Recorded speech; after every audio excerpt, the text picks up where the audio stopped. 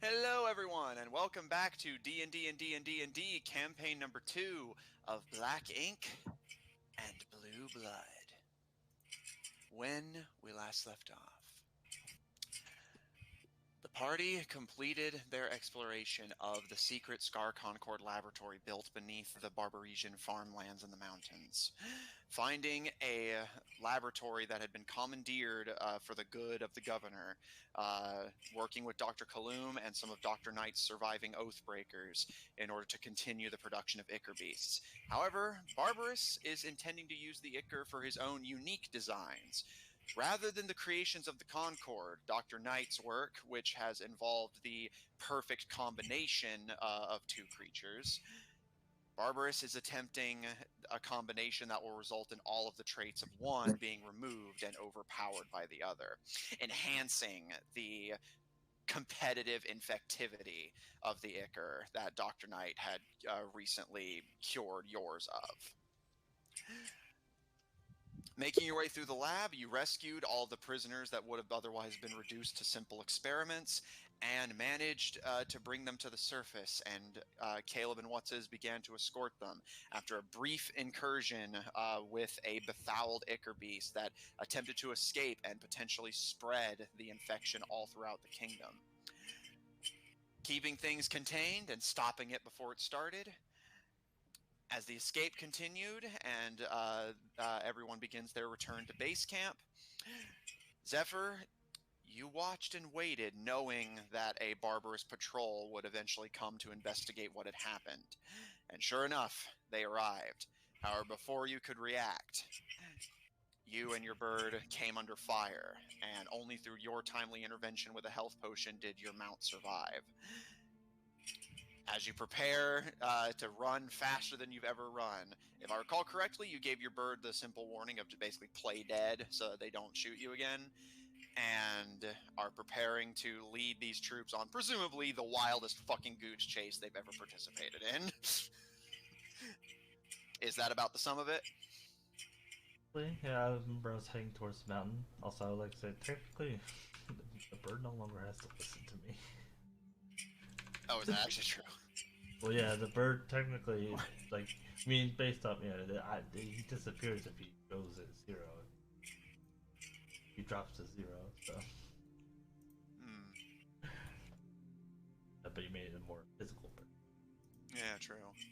Let me double check real quick before we get into it. In the meantime, just factor in what you want to do.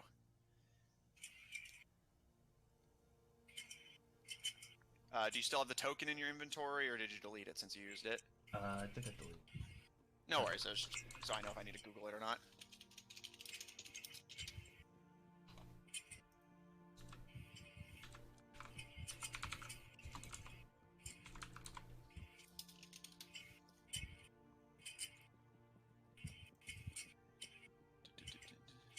Yeah, because I completely forgot about that aspect of it.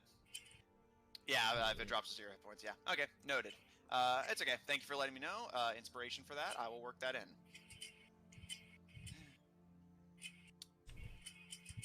Zephyr.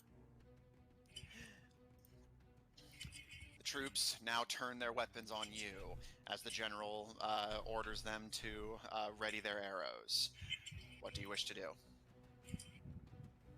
Well, I'm gonna continue bolting away. All right, how fast are you moving in a turn? I don't want to get too far from me. They probably have some decent range. They're using bows, right?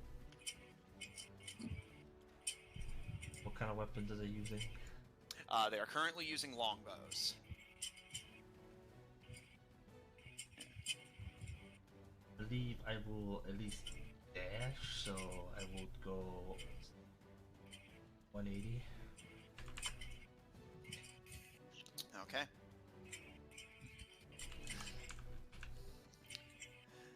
So moving 180 feet away, that at least takes you out of their minimum distance.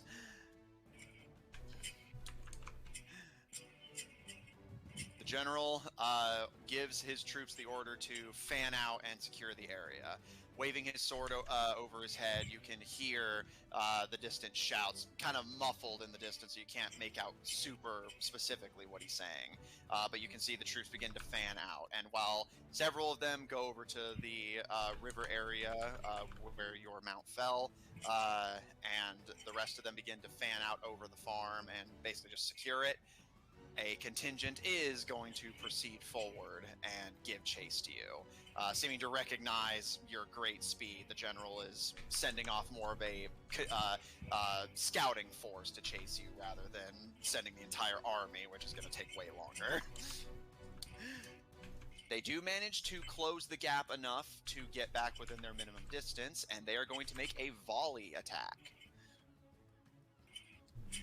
Make a dexterity saving throw. Okay. 19. You succeed. Does that mean you take How no damage? lucky is Zephyr?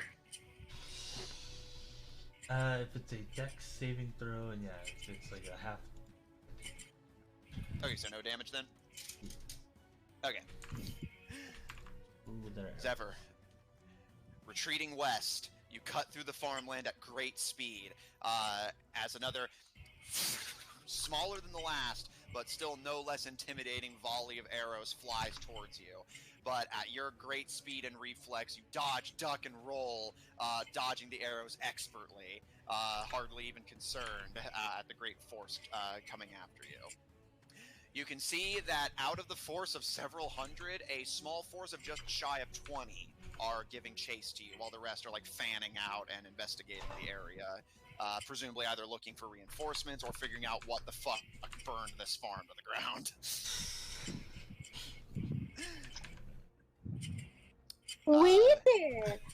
They are now 150 feet away from you and continuing to chase. What do you wish to do? Well, I did start going back for him, so Yes. okay.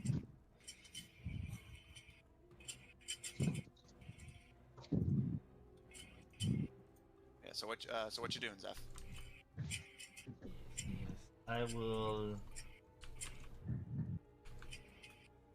I'm gonna go run about. I'd say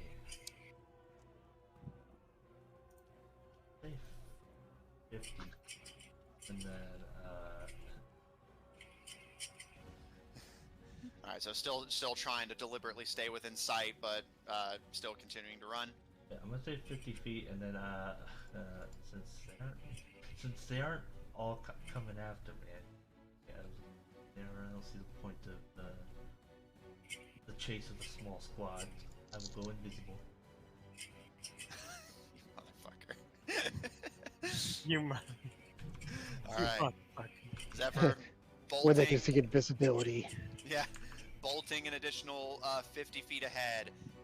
You see the smaller squad breaking away and giving chase, and disappointed at the lack of challenge, you simply tap a button and vanish from sight. You can hear all the soldiers gasp and begin arguing with each other as they determinedly argue over where exactly you went, and did you turn invisible or did they just lose sight of you? Your reputation received you, Effie. Alright. Now my main concern was them where they were gonna head out when they left, so that's no longer a concern. I'm going to just have a little more fun before I return to camp, so sadly Don't you just love him? I Don't you just love him? sadly I won't be able to have it. I was hoping to get a little more out of the bags. Not as much. So I will. You know what? I'm gonna use a potion. Uh-oh. Speed. Zephyr and his potions. Yeah. It's potion time, baby. Oh yeah, it's potion time. Yeah.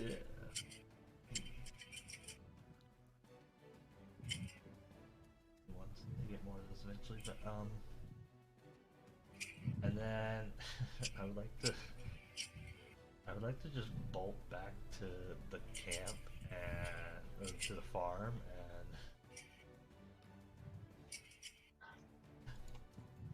what's the commander doing? You can see the commander had actually joined with the squad that was chasing you, and is currently, as you like slip past all of them, he's yelling at the small squad, gesturing.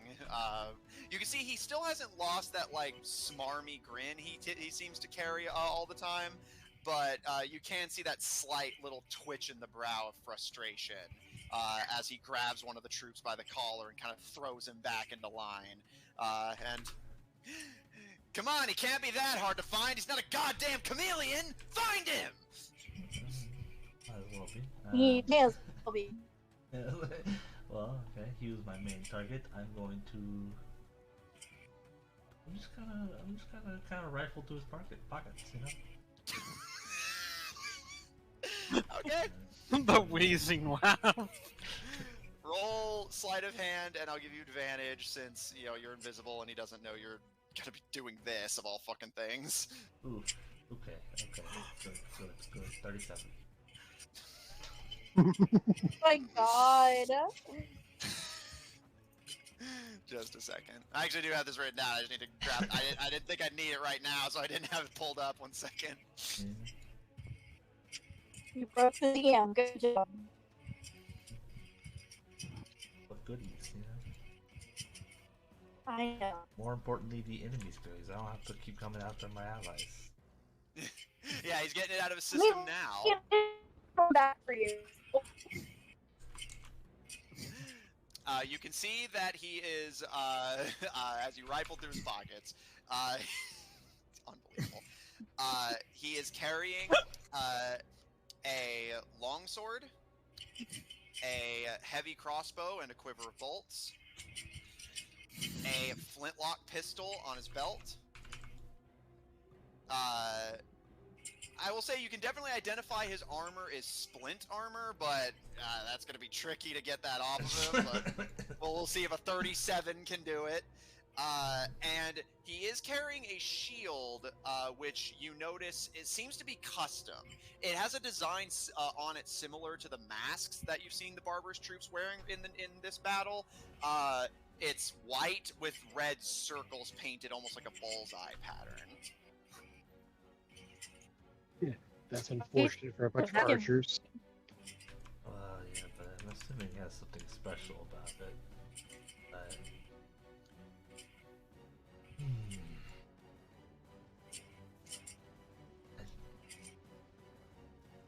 worried about if I grab the shield, but you know what? Like, if I can, I would like to, just stuff that in my bag. I like how he's robbing their commander blind. I'll say with a 37,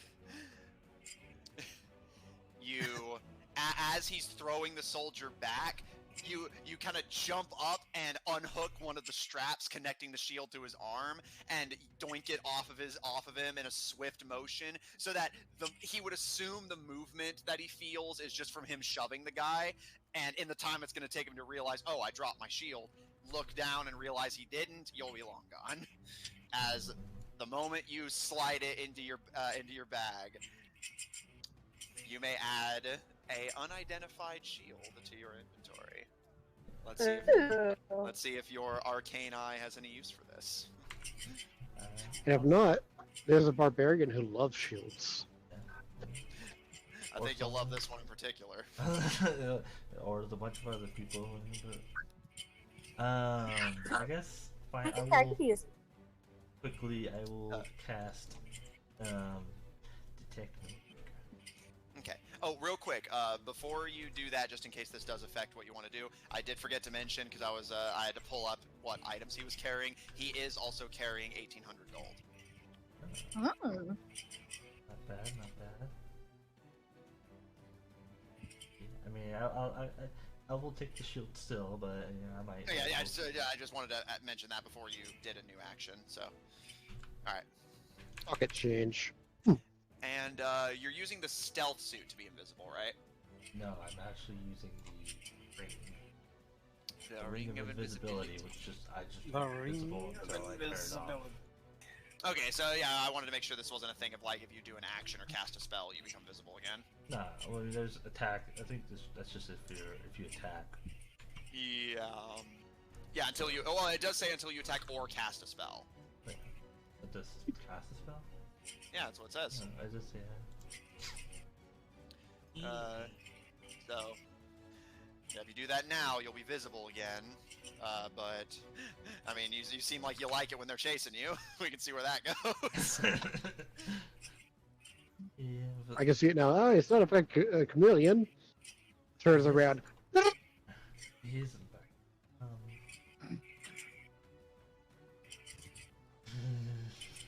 Also, Lucian, for your reference, you're about halfway there. Okay.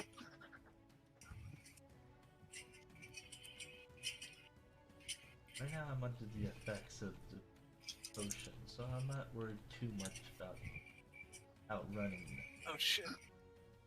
So...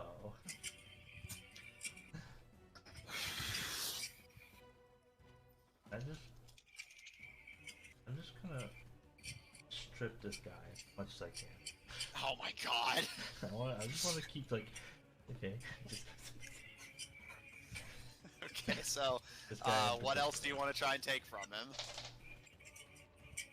Well, Caleb likes weapons, or more particularly guns, so I'll take the gun. Okay, you doink his pistol. Oh my god! Figure out one thing for every party member, because that's adorable. Zipper treats other people's inventory like a goddamn shop inventory.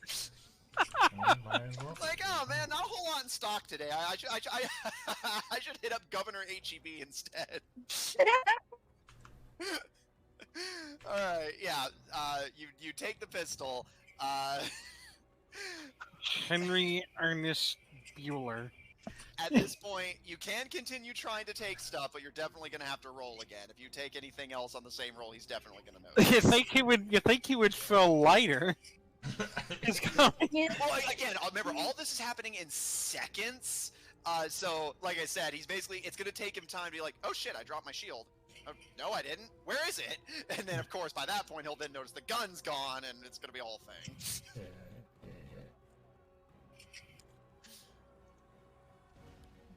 I mean,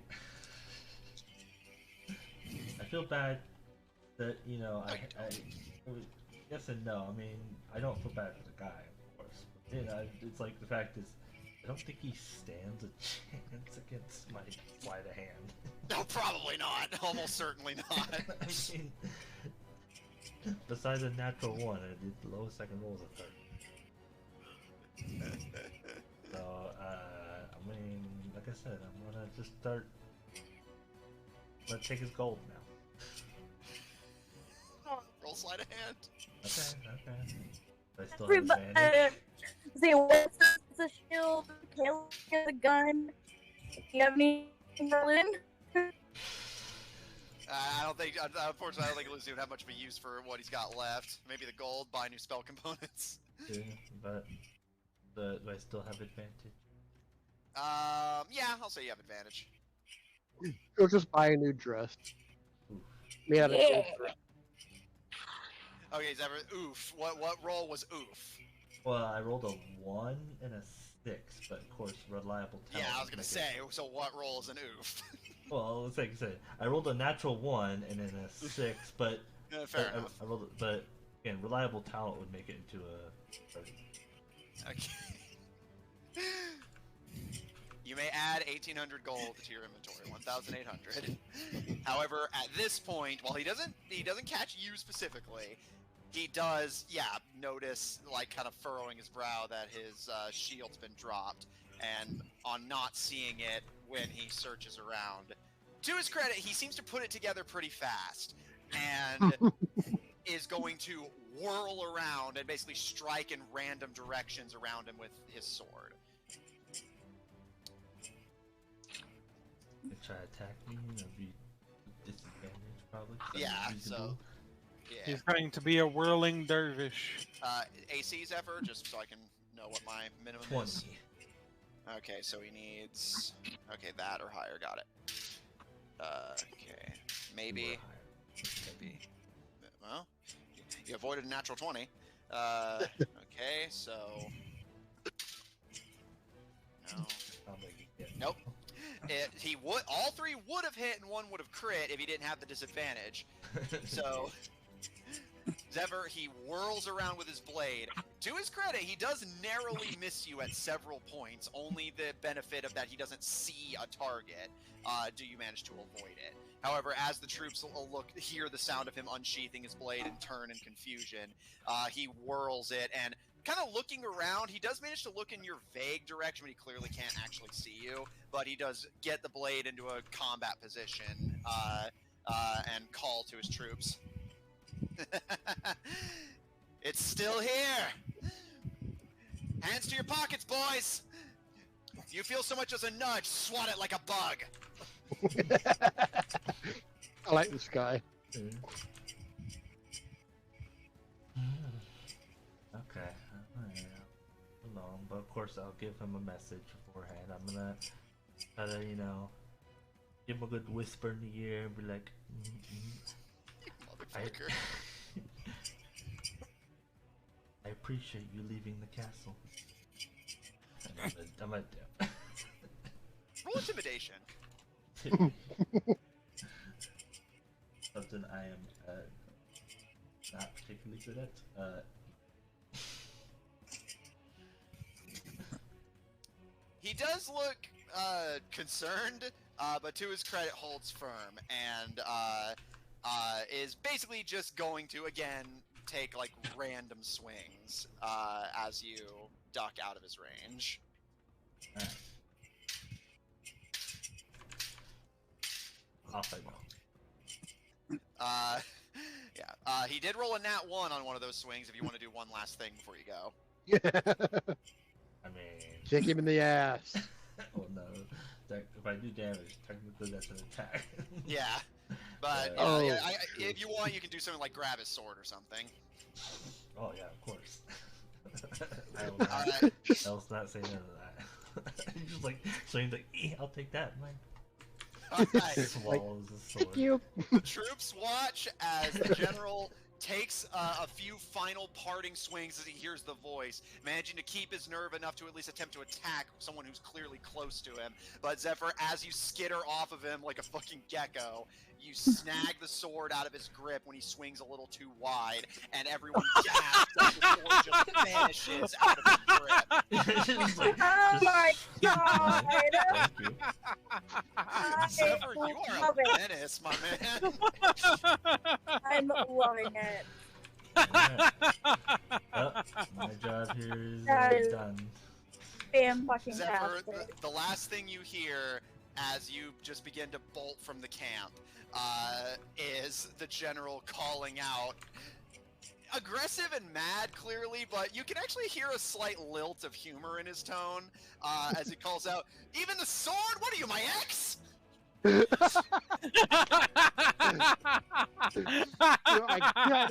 kind of respect this dude.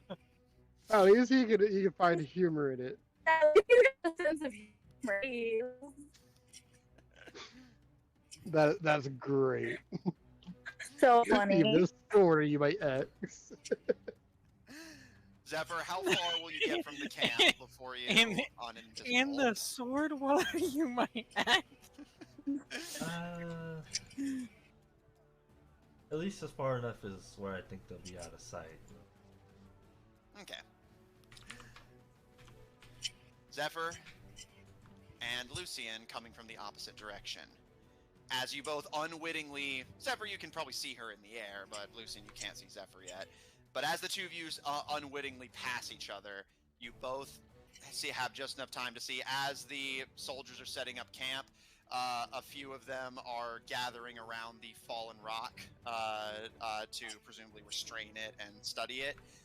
But the bird gives a loud, echoing call before it begins to turn translucent, transparent, and fade, leaving only a massive dark brown feather behind as it leaves this world.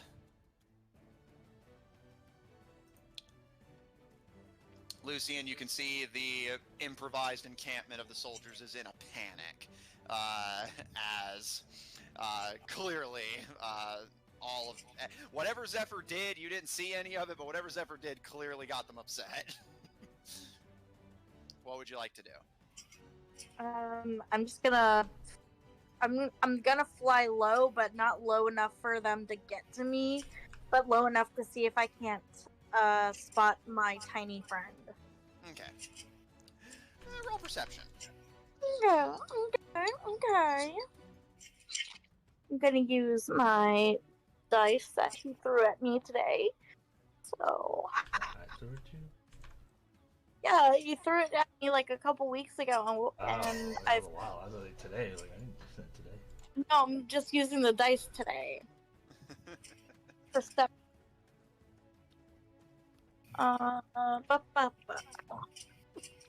That didn't count. Okay, there we go. 15 plus 9. Okay. Somebody else 24. did. Lucian, as you fly low to the camp, you search the the burned farmstead from a distance desperately for a glimpse of red scales, presumably moving in a rush. However, it's not until you basically have to turn your broom to begin orbiting the other way that you manage to get just a slight glimpse of him about a couple 100 feet into the forest, reappearing as if from nowhere.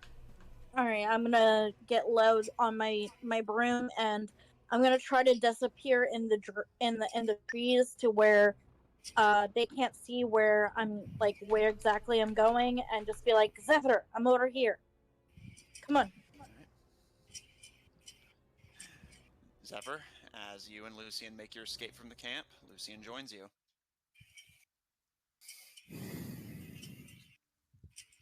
Why are you here? Obviously, to come get you. No disrespect, but your thing isn't necessarily. I believe I can get there before you can. She kind of purses her lips. It's a funny way to say thank you.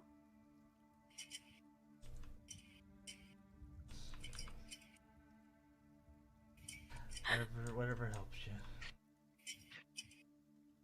So I guess you don't want my help? I got it all situated.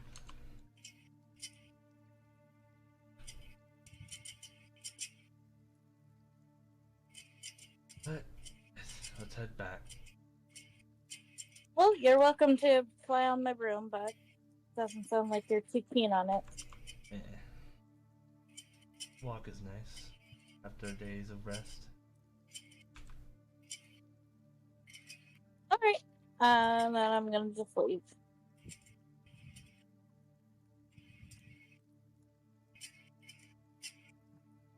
Muttering about a massive waste of time.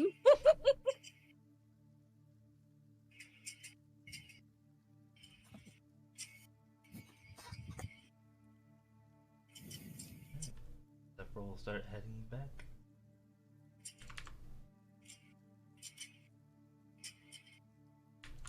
Matt, you're muted. Oh, sorry. Alright, so Zeph, you just going max speed, or just whatever time you get there is when you get there, just so I know who's getting there when. I wouldn't say max speed, but I'm probably going just a one dash. All right, so you'll get there after Lucian, but before Watson and Caleb. Got it. In that case,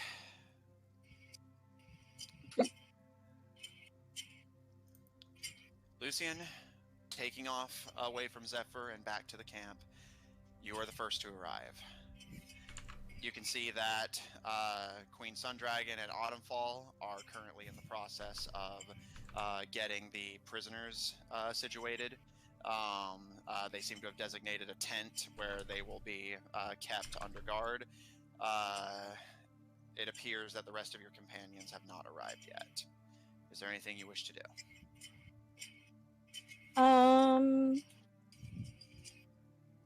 I guess I'll go and talk to the queens and see what kind of inquiries that they've already made.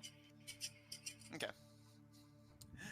Lucian, as you approach Queen Sundragon and Autumnfall, they both look to you and give you a nod. Sundragon runs a hand through her hair and smiles. Glad to see you back in one piece. I have a lot of cool stuff, so I'm going to probably be reading a lot. Well, it certainly sounds like you'll be busy. Never doubted you for a second, by the way. She kind of looks a little surprised by that. Thank you.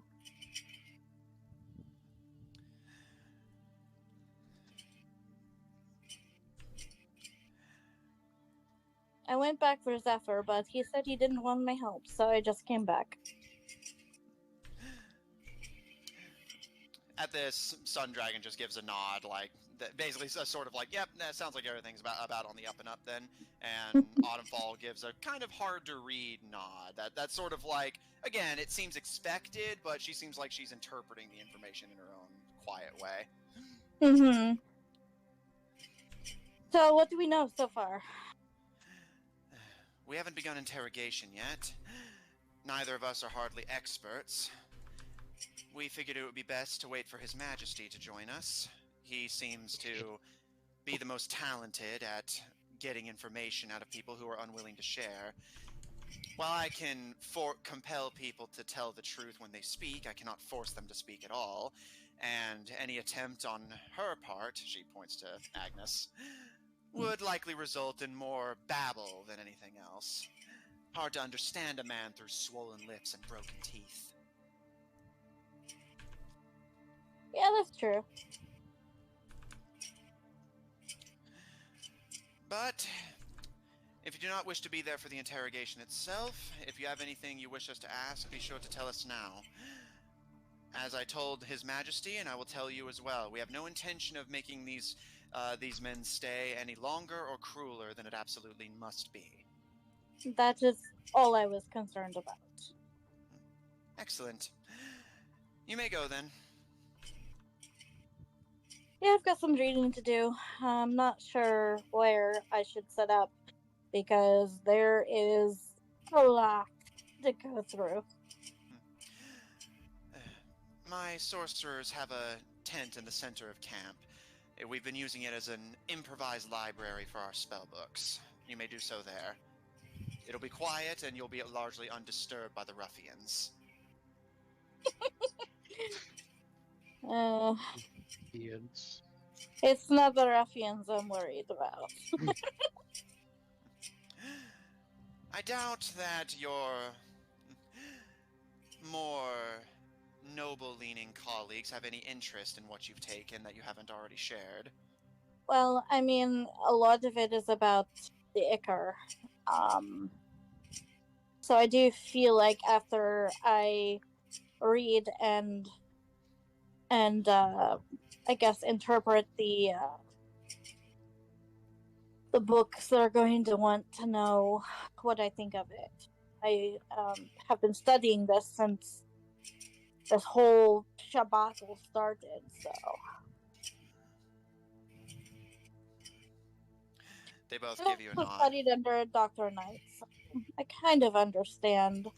I mean, nobody can understand it more than the creator, I think. Unexpectedly humble of you. She kind of gives a shrug.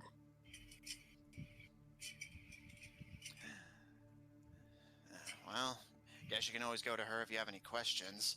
I don't know how much I trust what she has to say, though. She kind of frowns and nods. There has been a few inconsistencies in what she had been, what she told me, and what I know. So I am quite concerned about some of those things. Perhaps her use as our ally has begun to run dry. quite so, but I think if I can get her to tell me the truth, I think that would be better, of course. But I think it's just a matter of trust and who she thinks she can trust. And I think her trusting me right now is a bit of a stretch concerning, who my brother is.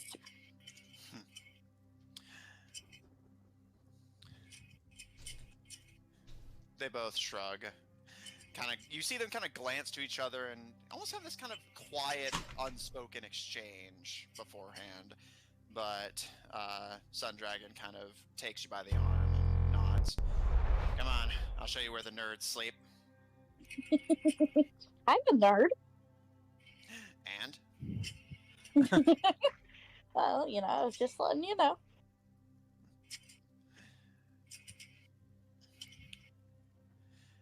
Zephyr, you are the next to arrive.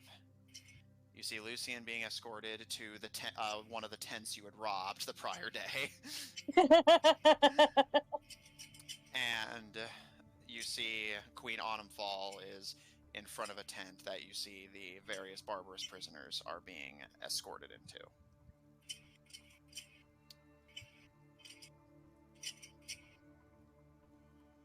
Intrigue. Is there anything you wish to do?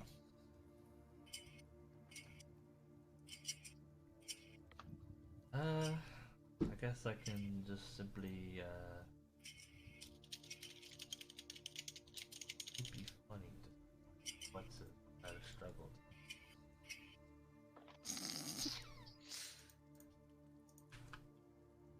Gonna go to my little branch that I've been staying at. Alright. Zephyr, you skitter up a tree, and making yourself comfortable on that now familiar hybrid on the outskirts of the camp. I presume you're going to identify the shield?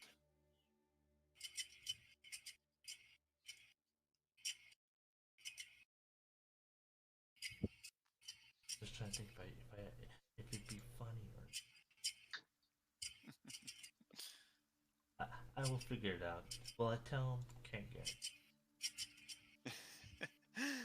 Alright, so what are you casting? I mean, I will use the goggles of creation or duration.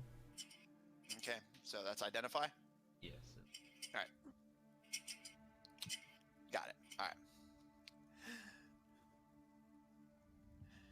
Looking over the shield, you pull the goggles over your eyes and examine it carefully before the information begins to fill the HUD. This is an arrow-catching shield. Oh.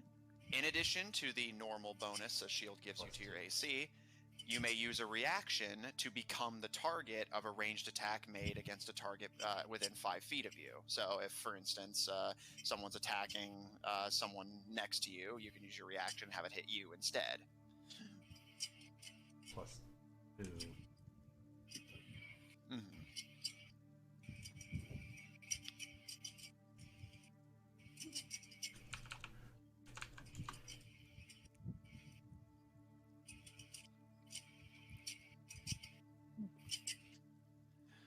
Yes, you may add an arrow-catching shield to your inventory.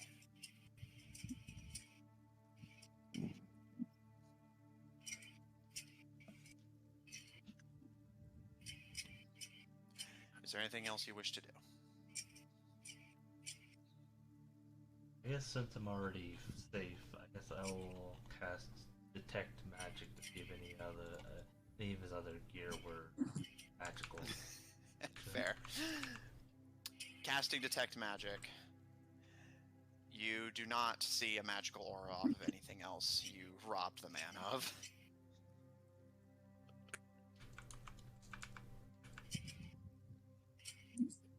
Alright. Anything else for you? We'll just relax. Alright. Zephyr, you lounge in a tree. Lucian, Sundragon escorts you to the library and leaves you to your own devices to sort through your reading material. and First book I am picking up is Dr. Kaloom's book, since I already know most of what Dr. Knight has told me. I am very curious to what his intake is. noted. Zephyr, as you're relaxing, you are the first to see the return of not only your companions, but the slow return of the bulk of the Tibadran forces. The camp slowly begins to fill with more familiar faces, until eventually, dragging their stolen siege weaponry with them, Caleb and What's-His return, with cannon, prisoners, and Tibadran scouts alongside them. Caleb, Are they What's-His... like as in the prisoners that like the Concord was holding? Yeah, like the people you set free. Okay. Caleb, What's-His, as you return, you see Queen Autumnfall just raise a hand, greeting you, but fairly passively, whereas Sundragon is heading back from across the camp and gives a more enthusiastic wave and a friendly smile, and she kind of jogs to meet you guys halfway and smiles. Glad to see you guys made it back. Everything go okay? It went okay. We found some victims of Barbaris and the Concord on our way back. Oh shit. More of those weird And what- experiments? We believe so. Apparently, Barbaris has been trying to turn non-humans into full humans. Gross. Using the Ichor.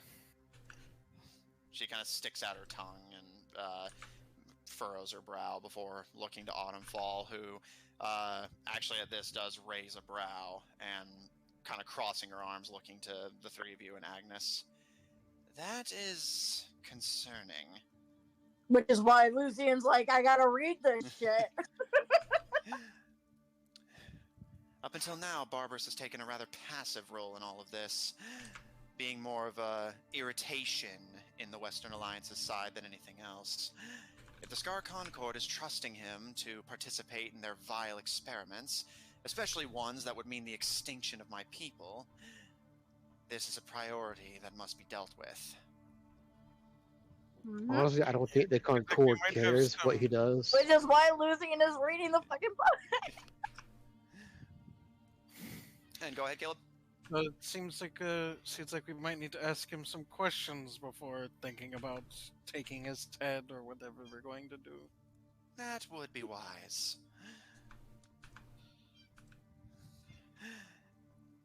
Well,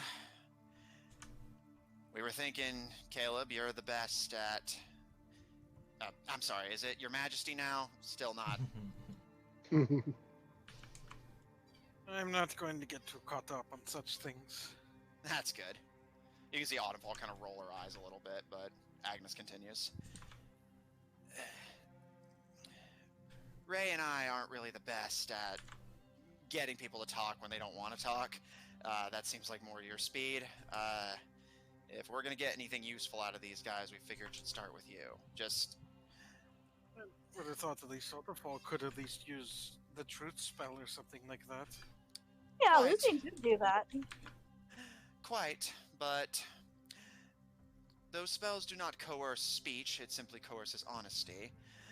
I believe with your proclivity for interrogation and me ensuring that their words are, well, as you say, truthful, we should be more than capable of learning everything that they have to share, however little that may end up being. Very well. Though, obviously, with the people we found in the lab, I intend to not take such a hard approach with them, but the soldiers may require it. I mean, yeah, they were prisoners too. What have they got to hide? We'll make sure they're taken care of. Who knows? We're lucky they may that's- even end up joining us. Yes. Yeah, apparently they were I the was going original to say we should get occupants. them. I think it would be best to get them a place to rest and some food. They probably, I can't imagine what they've been being fed lately. And Lucy does want to later want to give them medical attention. Noted. We could I guess Caleb will. I guess for an agreement, Caleb will kind of gather the people they rescue. Be like, all right, let's get all of you. I'm sure all of you would like to have an actual meal for once. The dwarf you had rescued gives a wry smile and a nod. That would be an improvement, Your Majesty. Come, let us get you situated. Yeah, I'll help. You haven't lived till you've had Sun Dragon Ale. Autumnfall kind of glances to you, and gives you a curt nod. I will ensure the prisoners are secure. We may begin interrogation whenever you and your team are ready.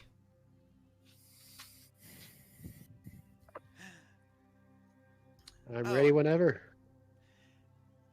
And, Agnes? Whenever you can find time in your very busy schedule, her tone drips with sarcasm, perhaps you would do us the honor of gathering intelligence reports from the Tibadrons. While they may not have a whole lot between them, it still would be useful to find out what they learned. Sundragon gives a smirk and a nod. Yeah, dabble with the common folk. You don't want to get your heels dirty, I get it. You can catch Autumnfall mumbling in Elvish a bit as she turns to go back in the tent. So I'm curious, what is she saying? She thinks just because she's practically a Goliath, she can say whatever she wants. He'll act like he didn't hear her. All right.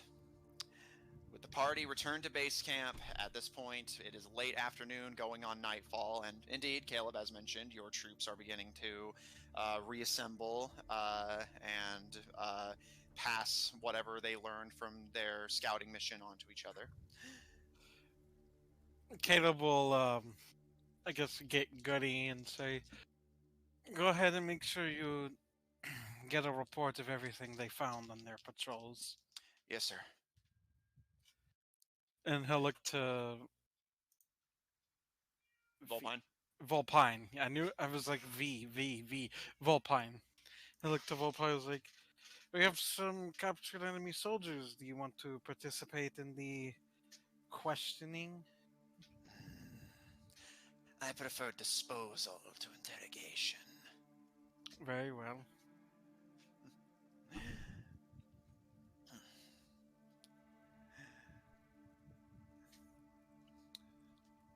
Is there a problem? It just seemed like he was going, Oh no, he was just more kind of breathing.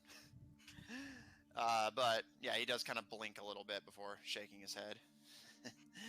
Just looking forward to the coming battle. I smell smoke and blood on all of you, especially the small one. Yeah, we burned their farms. Let's see how long they last before they start turning into me.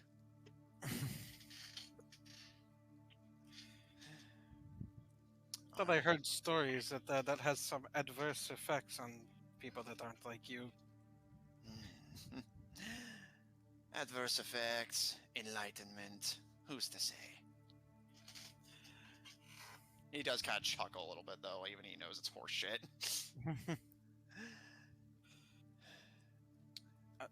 Is that stuff on, like, legend level?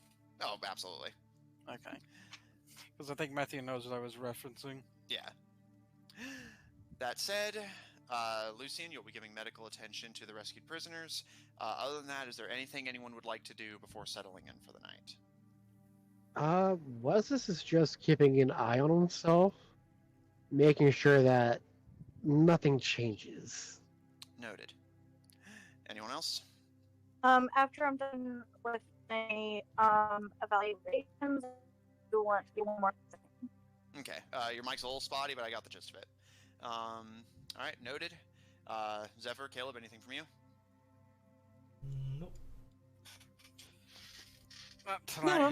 He'll let those prisoners stew a little bit. Yeah, let them marinate. All right. What's going on with the internet? Hello? Hello. Hello. Oh, The internet. Can you hear me now? All right. God, that's an old thing. Yeah. Oh yeah.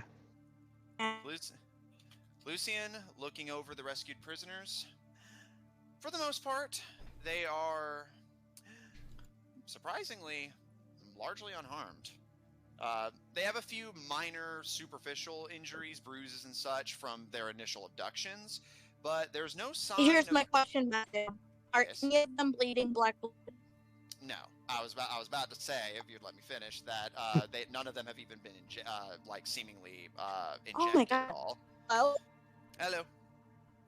Uh, as There we go. mentioned, any injuries you can spot are superficial, things like bruises, presumably from being abducted.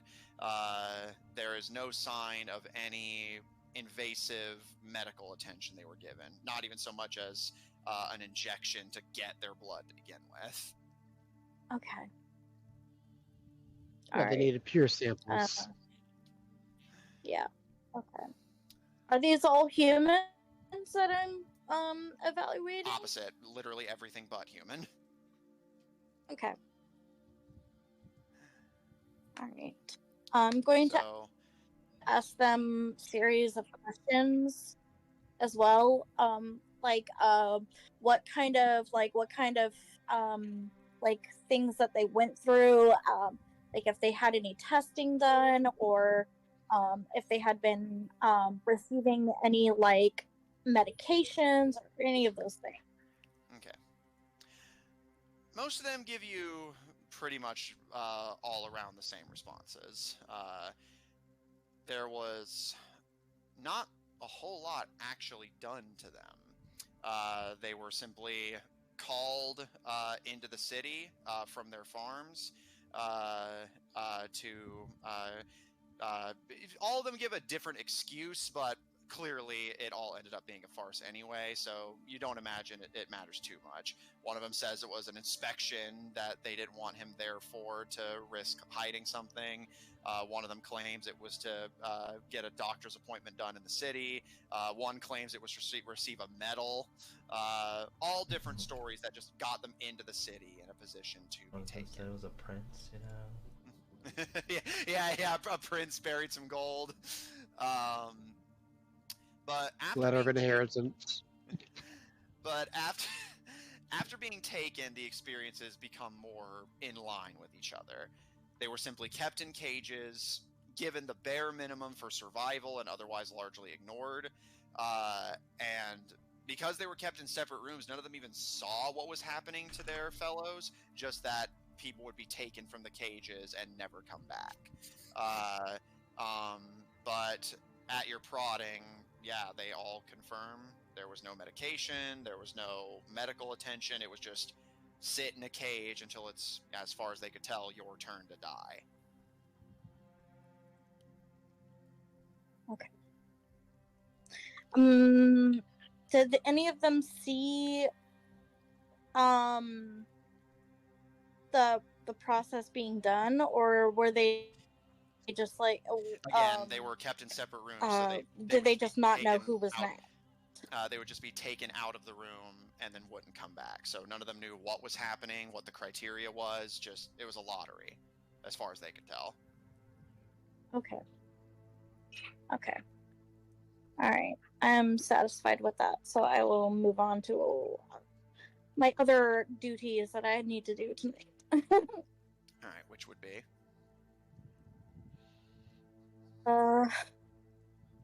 I need to, before I go to bed, I need to read more of Klim's book and go through any and all of the papers. Just go and sort through them of like how important they are to the research to figure out exactly what it is they're trying to, like, we know what they're doing, but I want to know like how they're doing How close they've gotten. Okay. Yeah, how close have they gotten, and I just like I want to know what they know. All right, you're definitely not going to get through all this in one night, but roll investigation to see what you find. Oh, I know that. I'm gonna roll. I'm gonna do the most I can tonight. Investigation, you said? Yes.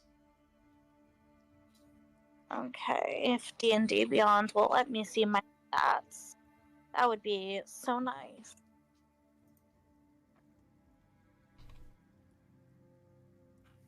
What number is that? That's fine. It's an 18 plus 5. 23. Okay. Looking over what you've gathered, starting with Kaloom's book and digging through some of the rescued books and files from the research center, what you were able to gather from tonight's reading, again, focusing on the specific things you had requested. Kaloom's take, as you put it, on the Ichor Beasts is immediately noticeably distinct from Dr. Knight's. Not just in the obvious sense of familiarity that Dr. Knight has with them, but also seemingly even in the nature of their existence. Dr. Knight always addressed them and you as a completely unique creature. Something that is neither of the component pieces, a new thing that only came to be through this process. Kaloom's take is a lot more cold and detached, treating the Ichor as more of a disease that is spread and poisons the soul. He insists through his research that whatever is left of the original component souls is damaged, and while for lesser men they could not be saved, he does show something that Dr. Knight did not. While Dr. Knight always insisted to you that there is likely no cure for it because of the nature of how it works, Kaloom in his documentation insists that Dr. Knight created a disease. If it's a disease, it can be cured. And it appears that interest is what drove him to seek out Barbaris, the only man who was interested in lessening the power of the Ichor rather than increasing it.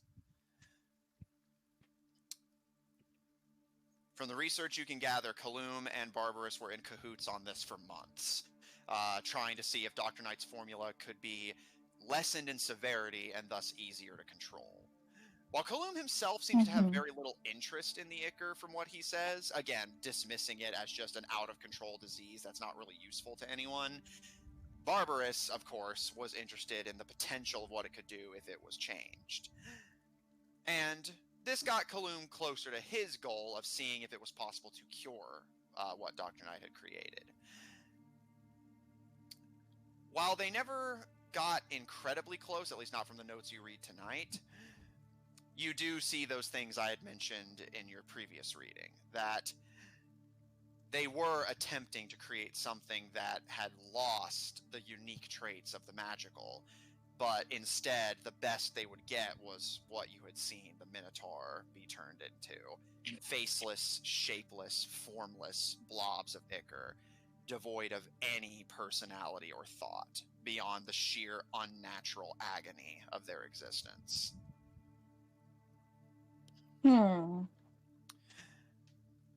While maybe reading deeper into Kaloom's documentation and account may change this, at least from the early days of them working together. In the reading that I find tonight, do I find any like formulas or any indication that they got close to what they think might be a cure? Because I think if we can find two compatible souls, it may be possible.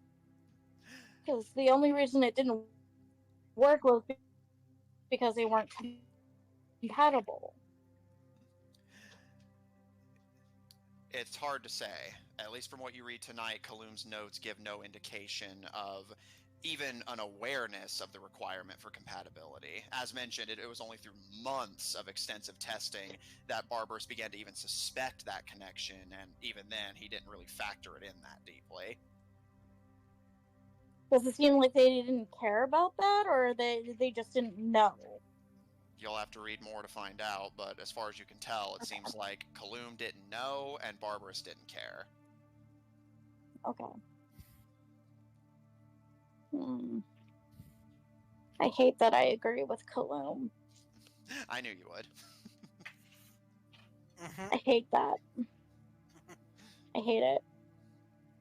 I hate it so much. It What did makes me Kaloum want to say? throw up.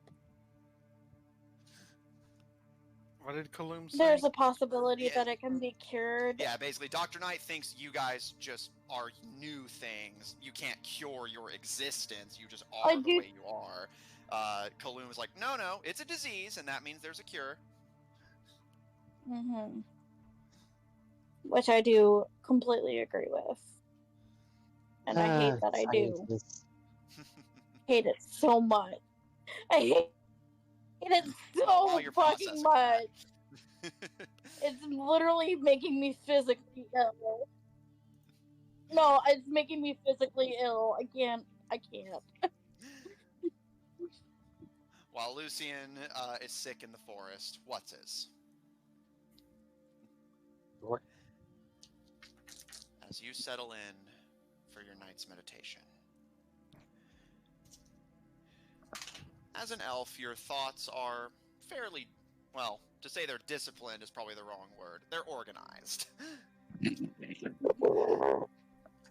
They're disciplined. He's a soldier. That is not a good hill to die on, my friend. I'm telling you that right now. Yeah. But No. you notice No. your thoughts begin to drift. Memories that aren't your own begin to pass before you. You find you suddenly struggle to remember parts of your life and instead are confronted with things that feel correct, but at the same time you know they aren't. Oh. You were born to a human woman, but that can't be right. You lived your entire life in the city of Tauradonna, largely kept in your mother's household, as the governor had always taught his people What's going to on? be it. What's that? Wait, what's going on? What's this is having weird memories while he's meditating. I see. You remember a lifetime spent hiding, of being ashamed of what you are. Years, decades pass before your mother insists you hide. Soldiers are coming, every house, investigating them for any sign of non-human inhabitation. Before, they were just cold, but they've since become cruel, and nobody really can tell why. There are rumors of an assassination attempt by an agent of Wicket, but nobody had saw it, or at least nobody who saw it is willing to speak about it. All you know is that a minotaur is a hard thing to hide, and you were found. Despite your stature and strength, you were never taught to fight. You were just taught to lay low, keep your head down, and they wouldn't hurt you. They dragged you out of the city to a distant farm, where you were taken underground, unfamiliar sights and smells all around you. They took your blood, put it into something else, and as the two samples of blood began to mix, one of them looking coagulated and thick, the other fresh, taken straight from your veins. The last thing you remember is an axe to the throat. Oh.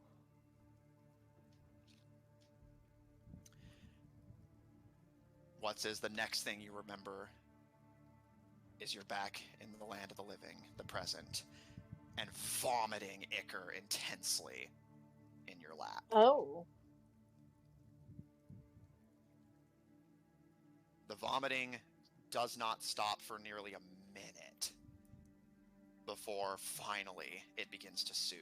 You can feel your face is wet as inky black tears and dribbles from your nose and mouth run down your face. You feel sick. Your head pounds. And your lap is now guzzling with this puddle of ink that bubbles and writhes before falling still.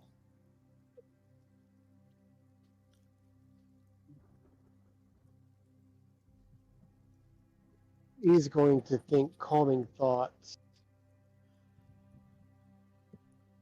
Because he can sympathize with that Minotaur. Like, that had to have been horrifying.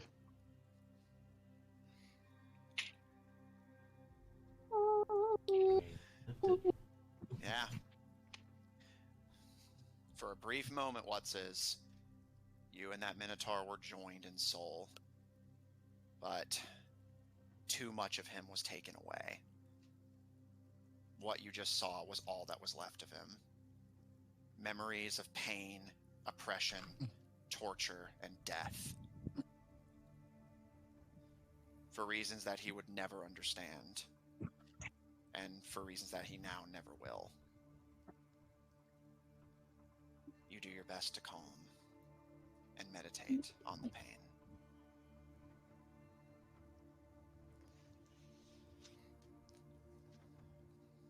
You all get a long rest. I'm gonna change a couple spells real quick. As the dawn comes, there's immediately a tizzy in the camp. However, it doesn't sound panicked. It actually sounds quite excited. And as you all awaken and, if you wish to do so, ascend, or Zephyr in your case, descend from your resting places, Caleb, one of the Tauradonna troops, approaches you. Caleb just comes out rubbing his eyes because he's sleepy. I feel at this point Lucian is already up and nose deep in her book.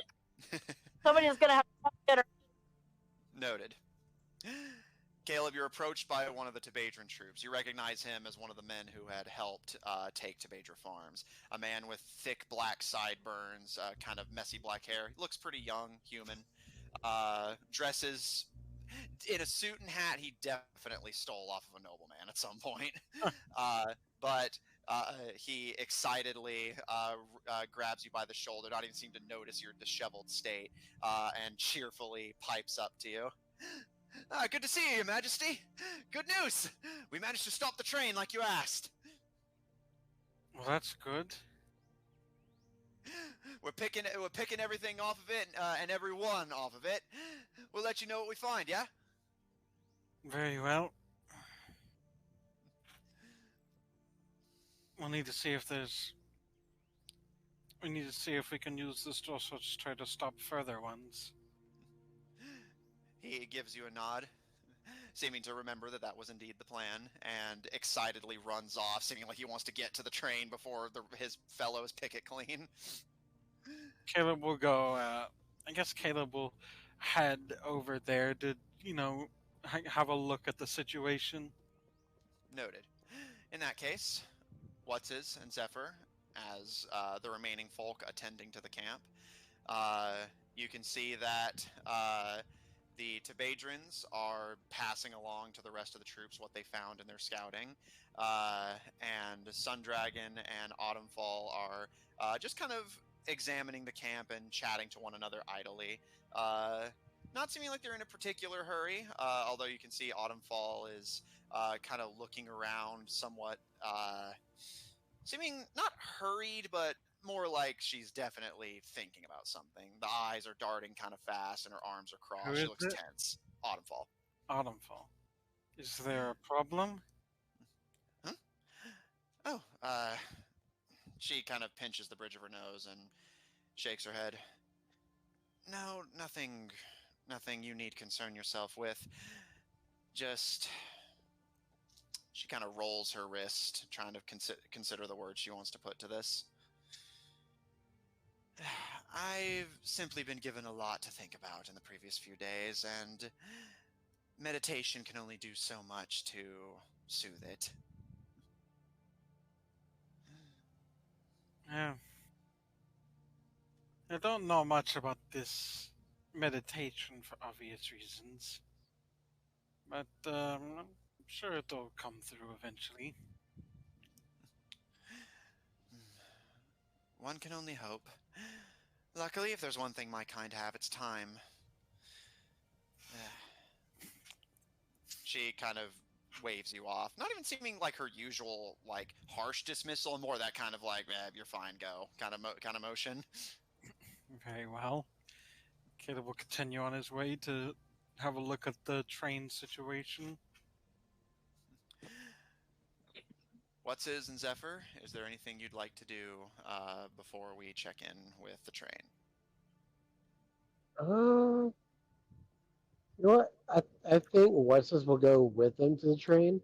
So if they're wanting to disable the tracks, he will go for physical muscle to help with it.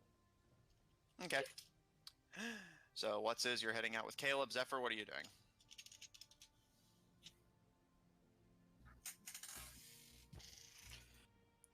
Caleb already kind of has an idea of one way we could definitely ruin the tracks, considering.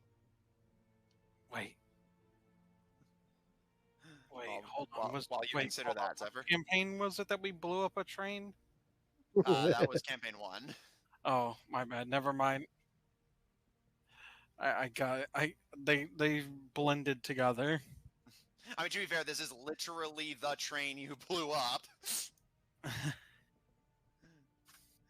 Caleb will have to figure that out on his own. He doesn't actually know that. My bad. No worries. But yeah, so Zephyr, you were saying?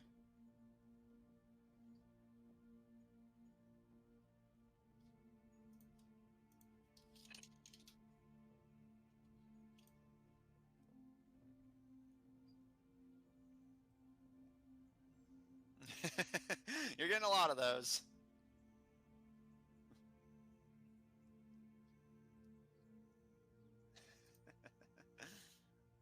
Well, I mean, you certainly can do that.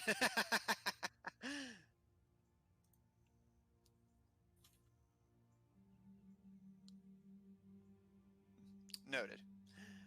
All right. Caleb, what's his? You make your way down to the train tracks. Give me just a second.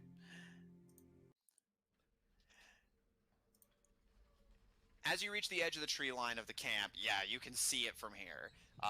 The train has come to a stop in the center of the surrounding desert, where essentially the mountain tree line reaches, but the rest of the wasteland beyond is just a distant view.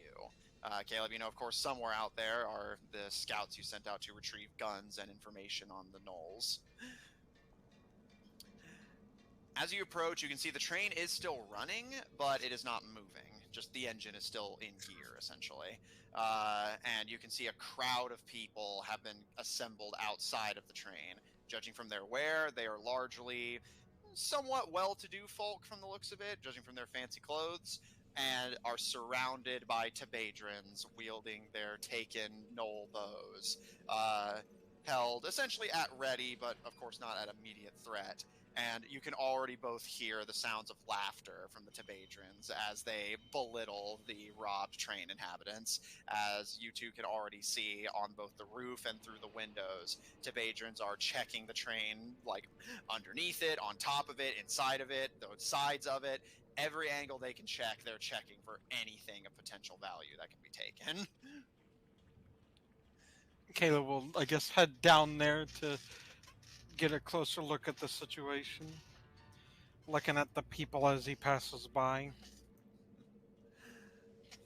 And you said these were well-off-to-do people? They seem like it. They're at least dressed fancy. Do I recognize any of them? Roll history. I guess, like, as Caleb kind of walks away, he's like, "Oh, y'all certainly took the wrong train today."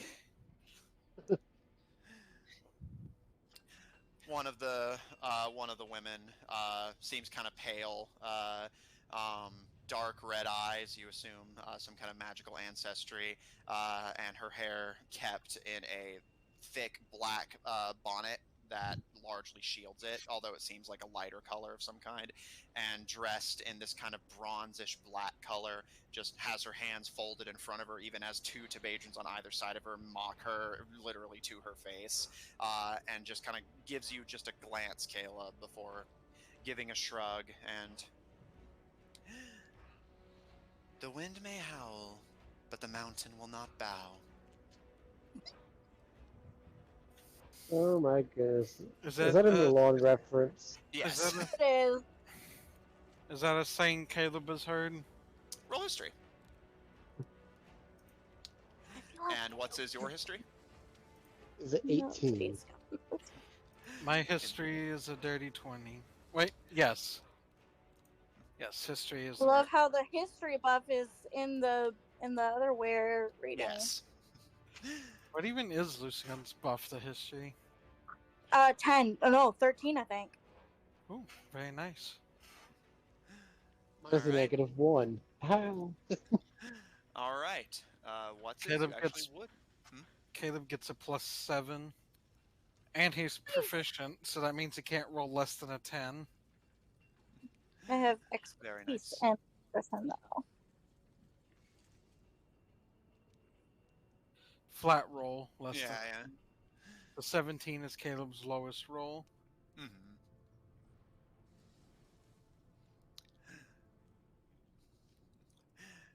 And so what's it? Starting with you.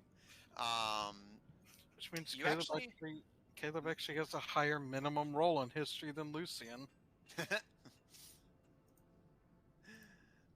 All right. Give me just a second. She's not a rogue. Yeah, she doesn't Defi- get the reliable talent thing. Mm-hmm. Yeah, because you definitely recognize this woman. Does Caleb I knew recognize I her did. with the dirty 20? I know I did. And Caleb, I'll say for immediately what she said, yes, you recognize it as a Aliotian saying. It's not commonly repeated here, but it is fairly common among aristocracy who hear it from foreign travelers and took a liking to it. However, you are definitely familiar with this woman. She is a bishop. Specifically the bishop of a church that is worshipped back in Gyoger.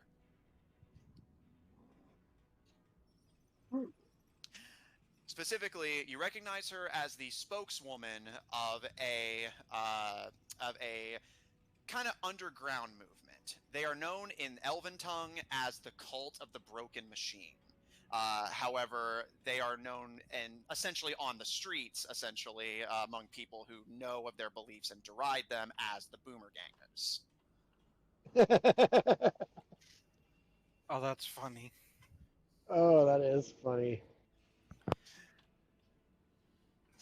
Huh, long way from home, Bishop. She gives only a vague quirk of the brow that indicates she even registered what you said, but does give you a slight nod. I had heard tell that the governor has come to his senses and begun to accept the way of the machine. I was here to enlighten them when my pilgrimage was so rudely interrupted. Yeah, you managed to stumble into a town under siege, don't you know?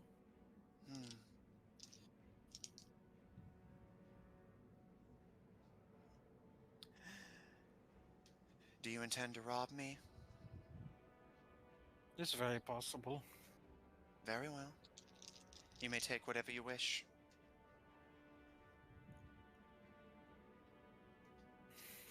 To make this simple, did y'all bring any supplies with you? Only what would be necessary. I doubt you would find much value in my personal possessions.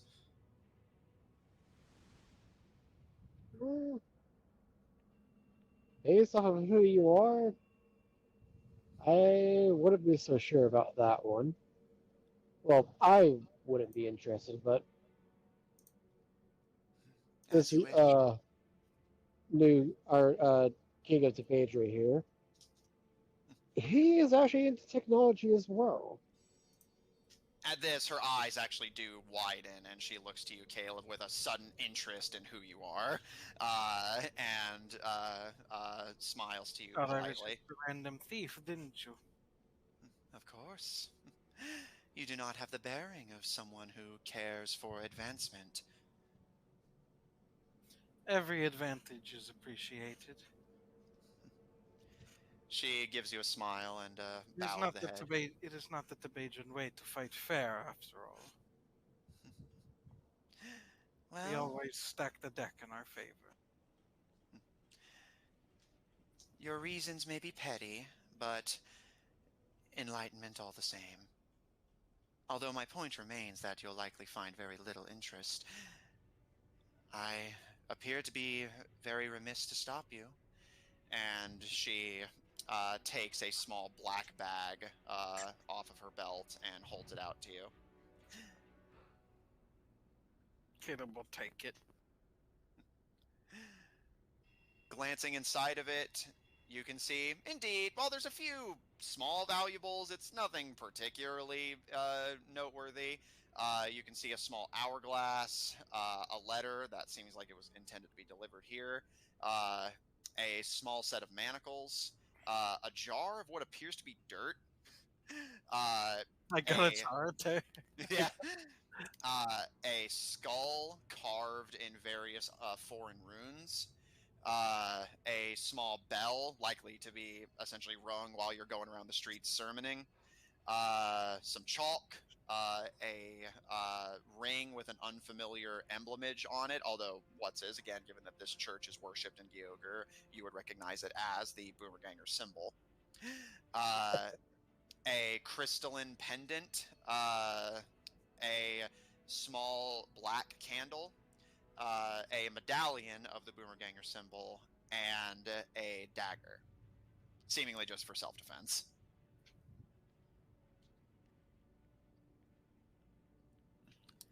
Caleb will just close it up and look to what's his.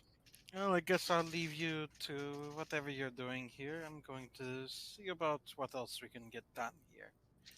And he'll go walk towards the train itself. Noted. What's this? Anything further with this woman? He's just gonna make sure that the Tepedrians don't, you know, completely rob all of these people. Roll persuasion. And you cutting in. Caleb's gonna get like a 10% cut of that. It's like a little type. Persuasion 23, and he'll bring out that stick of encouragement. Roll with advantage. 23.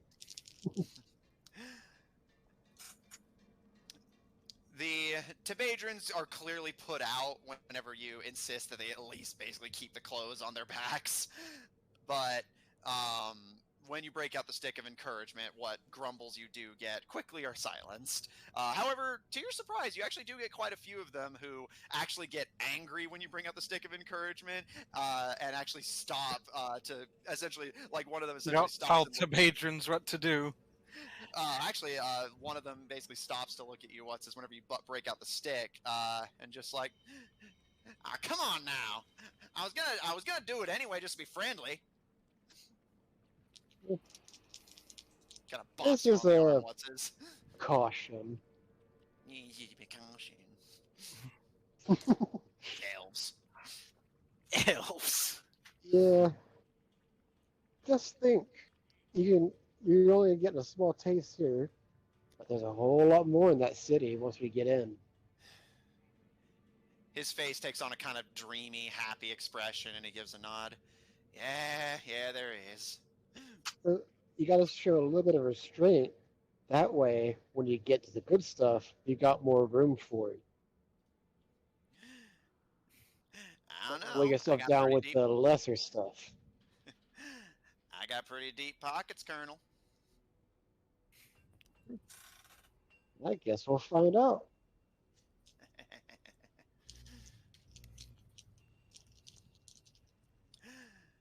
Caleb, as you approach the train itself, going past the crowd and essentially between the train and the crowd, while the people themselves are not carrying much beyond that would be useful beyond jewelry and again things like minor self-defense weaponry, the loot on the train itself does appear to be at least somewhat more substantial.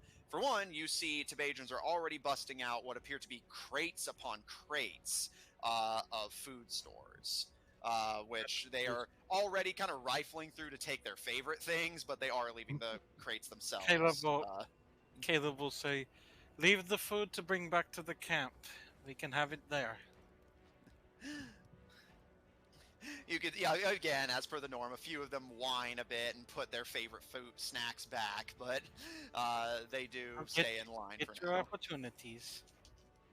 Let's just make sure we bring it all back to camp before we start losing it. It's not lost if it's being put to use, is it? Yeah, I like the way you think. Come on now, just a little bit of patience. Come on. They kind of grumble and hoist the crate up to begin carrying it back to camp.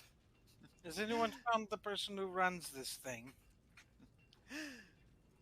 At this, one of the Tebadrians gives a call from the front of the train, seeming to have heard you over the din, kind of waving you towards them. You can see it's a Tebadrian in what appears to have once been a nice suit, again, presumably stolen, but has gotten long dirtied through exposure, the elements, and of course the journey here. But his spirits are high despite the state of his dress, and he waves you towards him excitedly, and just... right here, boss. Caleb will head over there. Just a moment, pulling out what I need. In the meantime, is anything else from you before we continue? Just looking at the tracks to see how best they would be broken and dismantled. Make do you have proficiency with? Let me check what tools you have proficiency with, real quick. Was this like strength and brutes? I'm going to guess explosives. Well, there are other ways to break things besides blowing them up. I do have tools as vehicles or land vehicles. Does this count? Yeah, actually, yeah, I will count that, actually. Make an intelligence check, and you may add your proficiency bonus for land vehicles as well. And just keep your result on hand. We'll circle back to you. Caleb, you can see the dirty-suited Tebadrian pulls out by one of her arms what appears to be a essentially bee woman. She's tall, but distinctly feminine, and judging from her posture, is appropriately intimidated by the small army of thieves. Wouldn't like most bee people be women? Are you saying bees can't be guys? Well, like, pretty sure like most. Yeah, I get what you're saying, but like I'm more mentioning it so that you have a visual. Fair enough. Be positive. She flinches as you approach, and speaks in a deep voice that you imagine if she was doing her job, it would be more soothing, but in this state, it's actually more off-putting given her circumstances as she cowers before you. Please, you can take whatever you want, just don't hurt the passengers. I don't see any reason to harm them if they cooperate. Same goes for you. Now, tell me, how does this thing work? I don't run it, but I could take you to the man who does. Well, then let's do that.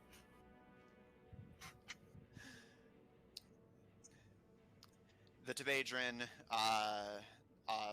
removes his grip on her arm to allow her to walk, and she kind of nervously makes her way forward, although the man does pull out his short sword and kind of jab it into her back periodically. Not enough to hurt her, but enough to poke and frighten her. So he's being a dick. Yeah.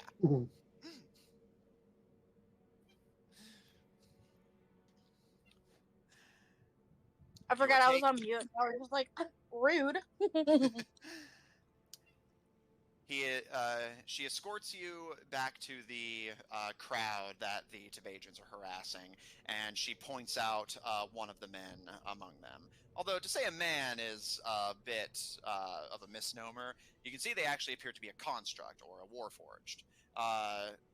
Judging by their garish colors, these bright, brilliant blues, whites, and reds, you would suspect they were likely meant to serve an entertainment function of some kind originally. And you can see the patterns of what appears to be a slot machine lining their stomach.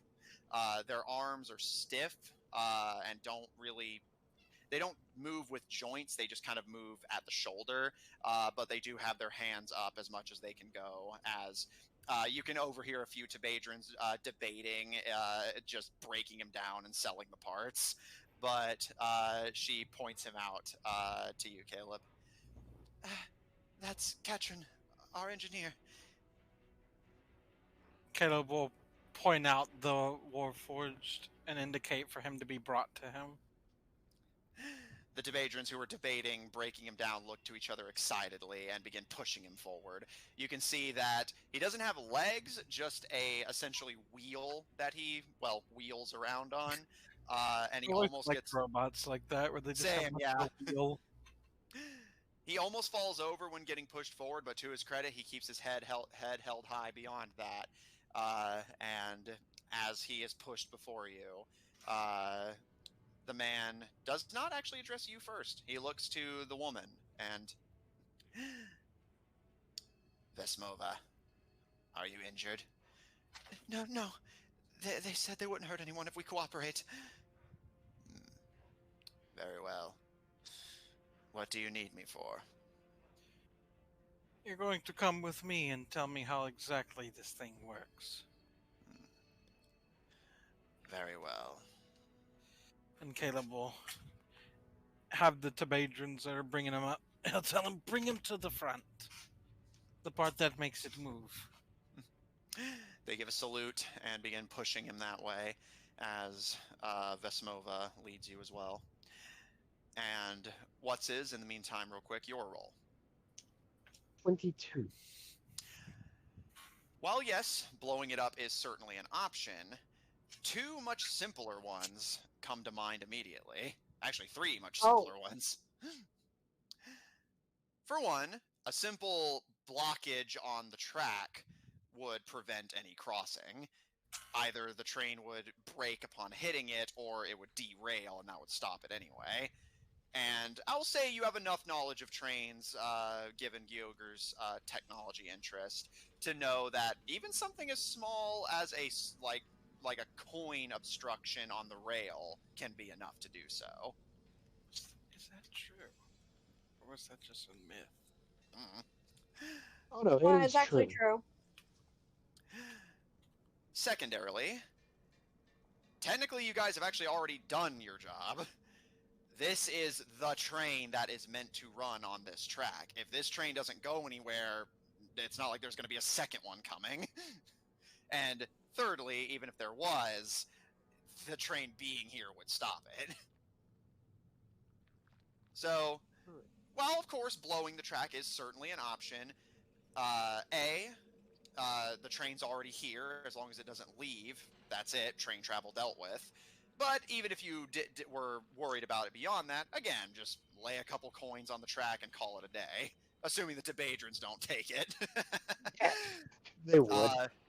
But I will also give you a final bone and say that you are at least actually fairly confident that either through tools or just through your weapons, you could probably just disassemble the track rather than blowing it up.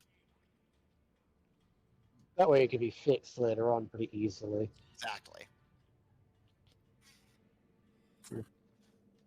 We'll see what Caleb wants to do. Noted. But an explosion would certainly let the city know that the track is gone now. Yeah. But to be fair, the train parked outside and not in the city would also do that. Caleb, Vesmova, and Katrin guide you to the engine room, where Katrin gestures to the central boiler. Pit coal is placed inside. We use it for fuel. The heat creates enough steam to move the engine forward, in simple terms. Does Caleb know about like steam and like how it can build up and things? Uh, make It's me science. a make me an intelligence roll. Just a flat intelligence? Yeah, you don't have proficiency with land vehicles, so.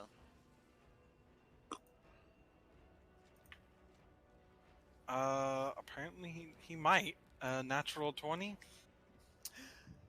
While you're not intimately familiar with the inner workings, you recall from stories of other Tebadrins doing a similar robbery to what you're doing now, that you're not the first Tebadrin to make a plan like this, and thus the information got passed along.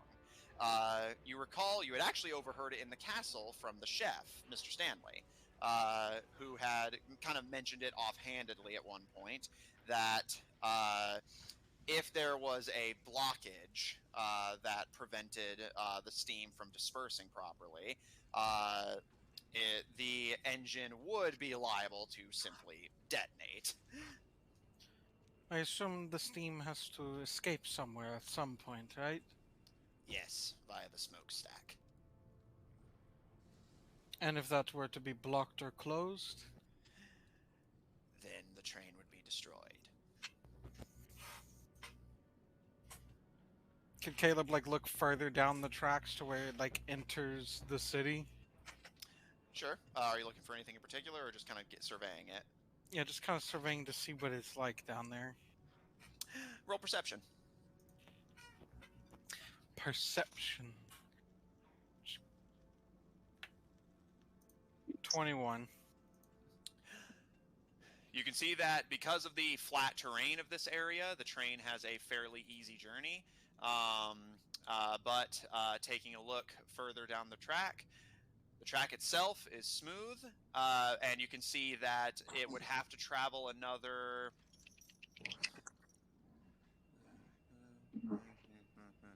about another 700 feet to get into the city.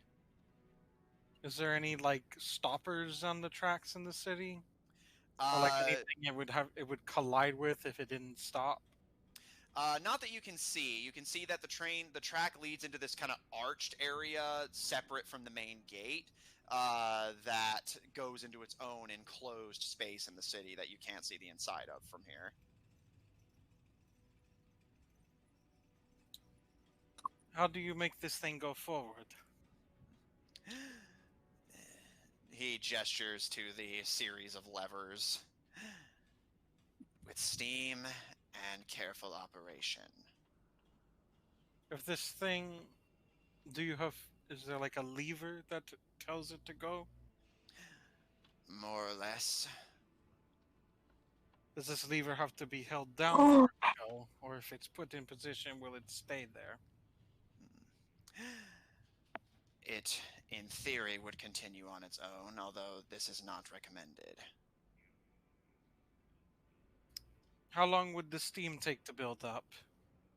If some kind of blockage were to occur, hypothetically. It would depend, but I would estimate perhaps 10, 15 minutes.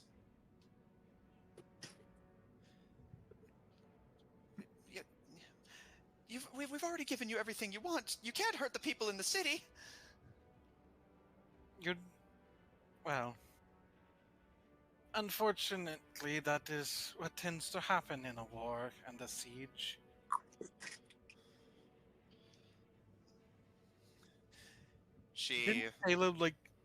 Didn't Caleb send a warning about trains not coming this way? This was intended to be that warning. Basically, you would rob the train, send them back, and tell them, don't come back.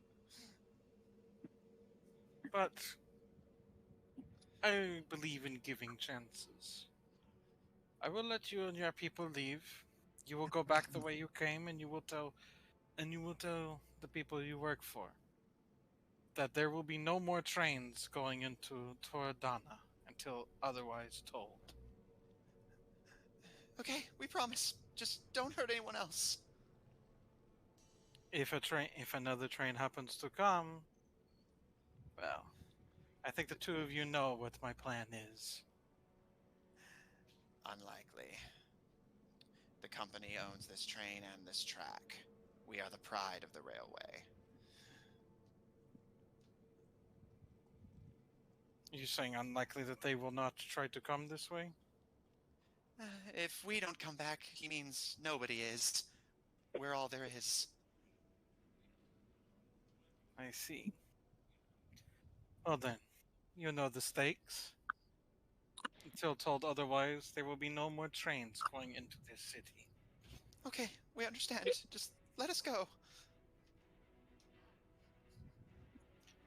Caleb will look to his thieves and say, "Take them back to the group. The others may take what they wish from them.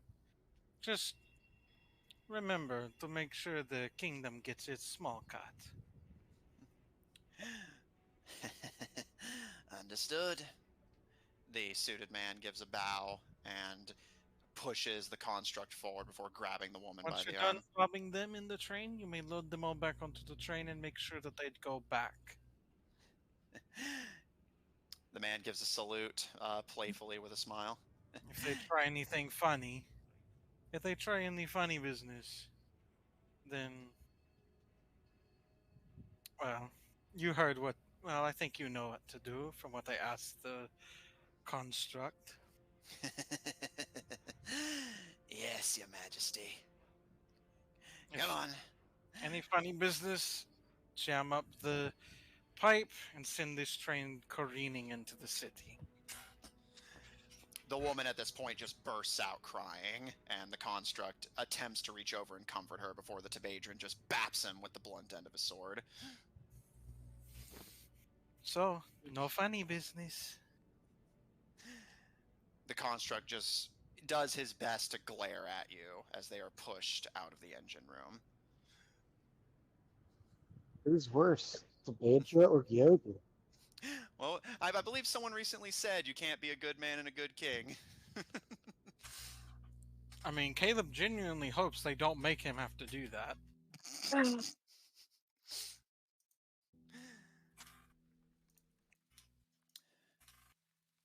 He has other methods to cause trouble for the city. He doesn't necessarily need this one. Caleb, as your men complete the robbery of the train and begin ushering passengers back aboard, can be seen investigating the rails. You're able to see that at some point the situation shifts, and while the robbery is completed, the passengers on train itself are left largely unassailed. As long as they aren't being harmed, he's okay. All right. Caleb, as you step out of the engine room, you can see completing his investigation of the tracks and watching the Tibadrans carefully for them doing any funny business.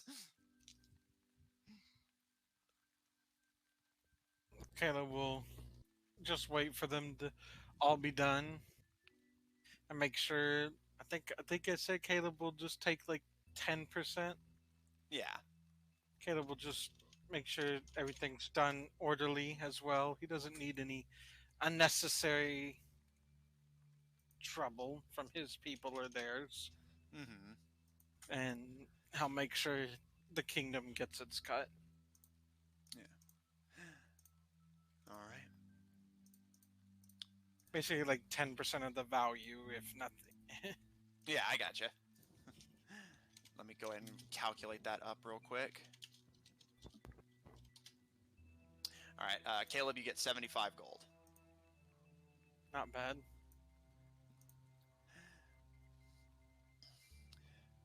He's Yes. pretty certain that they'll be able to get a pretty sizable amount from the city itself. Mm-hmm. And for their part, the Tibadrans seem pretty happy with the take. Not even just from the gold, but, of course, the promise of good food, and whatever odd little knickknacks they were able to accrue. As your men hover over their take like corvids, the Tieshan Express begins to back away from Tauradonna, with luck, never to return.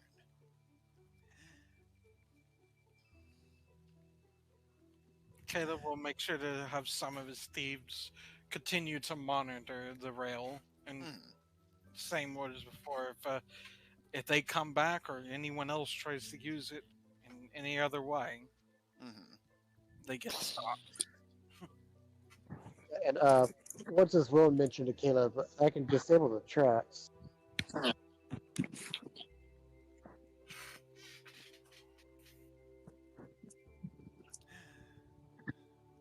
I'd rather not damage it if possible. When this is Oh, all no. over, the train will need to come back. I figured out a way to do it without damaging it too badly. It'll be an easy fix. Alright, proceed then. Just to make sure no one sneaks by us. You guys are so lucky Lucian is not there to scream at you. All right, For what? What is your plan to disable the track? He'll bring out his ionic axe and just start taking it apart bit by bit. All right. Yeah, I'll say, ionic axe especially. As long as you're willing to spend some time on this, then easily done. Oh yeah, what else is he going to do? All right. Caleb? And he'll make sure to go at the seams, so it'll be easy to replace later on. Noted. Caleb, with the train robbery completed, you oversee the escorting of the cargo as the train books it out of sight to return to presumably the nearest station to report what happened. And after, I'd say about an hour spent just ensuring that you've done a damaging but still subtle and fixable job, you're content with what you've done and make your way back to camp as well. And when Caleb gets back, he'll proceed to see if he could get anything from those captured soldiers. Okie dokie. Busy day. Yeah. All right. And Lucian, I'm assuming you're just continuing to read as before? Yeah, nobody's retrieved me, so... All right, roll investigation. Okay. I want to read this book, and I have kind of an idea what I want after that. Investigation. Sorry, this dice is really hard to read. 13 plus 5. Okay. 18.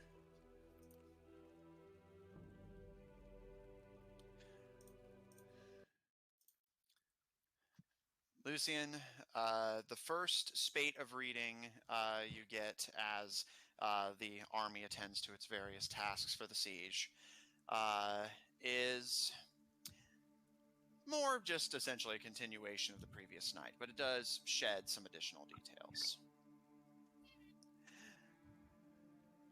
Kaloum is unsettlingly familiar with Barbaris. However, given the demeanor he tends to interact with everyone with that you've seen, it's difficult to say if this is a farce or genuine. But that being said, he does elaborate further on the nature of the experiments.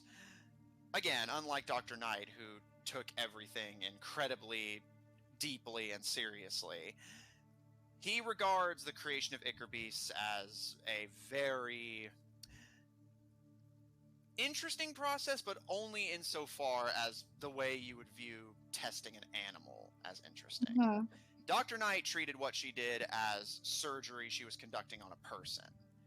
Kaloum treats it like making injections into lab rats and seeing how they respond. Even the term he gives them is, as mentioned, derogatory. dismissing them as unnatural aberrations that he is only creating out of obligation. That's something you begin to notice as you go further into the reading. Kaloum occasionally offshooting into unrelated tirades that are probably interesting only to him, as he presumed that anyone reading this would either be himself or people who knew and respected him. But it does shed some further light. What kind of things? What kind of things?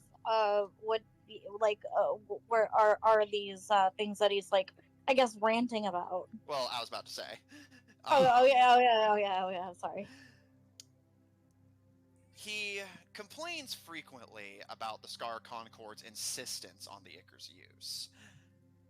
And at several points, he outright says, or at least implies, that his position in the Concord as more or less its functional second in command is likely partially a result of this.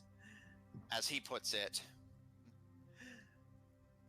they wonder often, fighting amongst themselves, why the Lady in White regards me as a peer rather than a subordinate. And while, of course, my genius and provisional capabilities are certainly an asset, I believe it is a far simpler, duller answer than that. I have no fear of her, because I have nothing to gain from her. I am an asset to her. She is a convenience to me.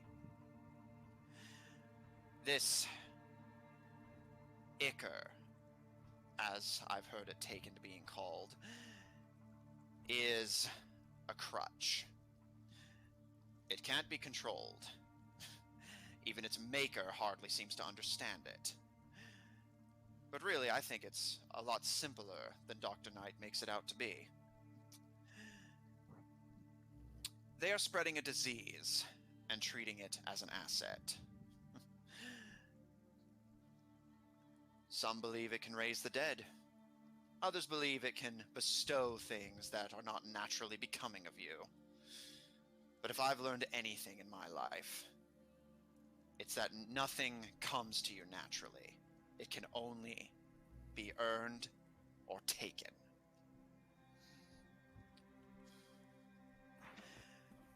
He bemoans the Scar Concord's insistence on everyone's plans revolving around it. Gyogre, Barbaris, Lucifer. Everyone's plan comes back to it in some way. The only person he seems to be able to relate to on not being particularly interested in it is Captain Droop. But, as he also bemoans, her motivations are even more base and petulant. Dr. Knight often asks me why I do not see the potential in what she's created. She says it could even... You notice that rant is unfinished. He simply continues as if he hadn't written anything at all. She says it could be of use to me, but I care to disagree. The poison that runs through the Gyogran blood is not something that this infection can cure. In fact, I dare say, judging from the results of her little experiment, she's only succeeded in spreading it further. I can see how he thinks that.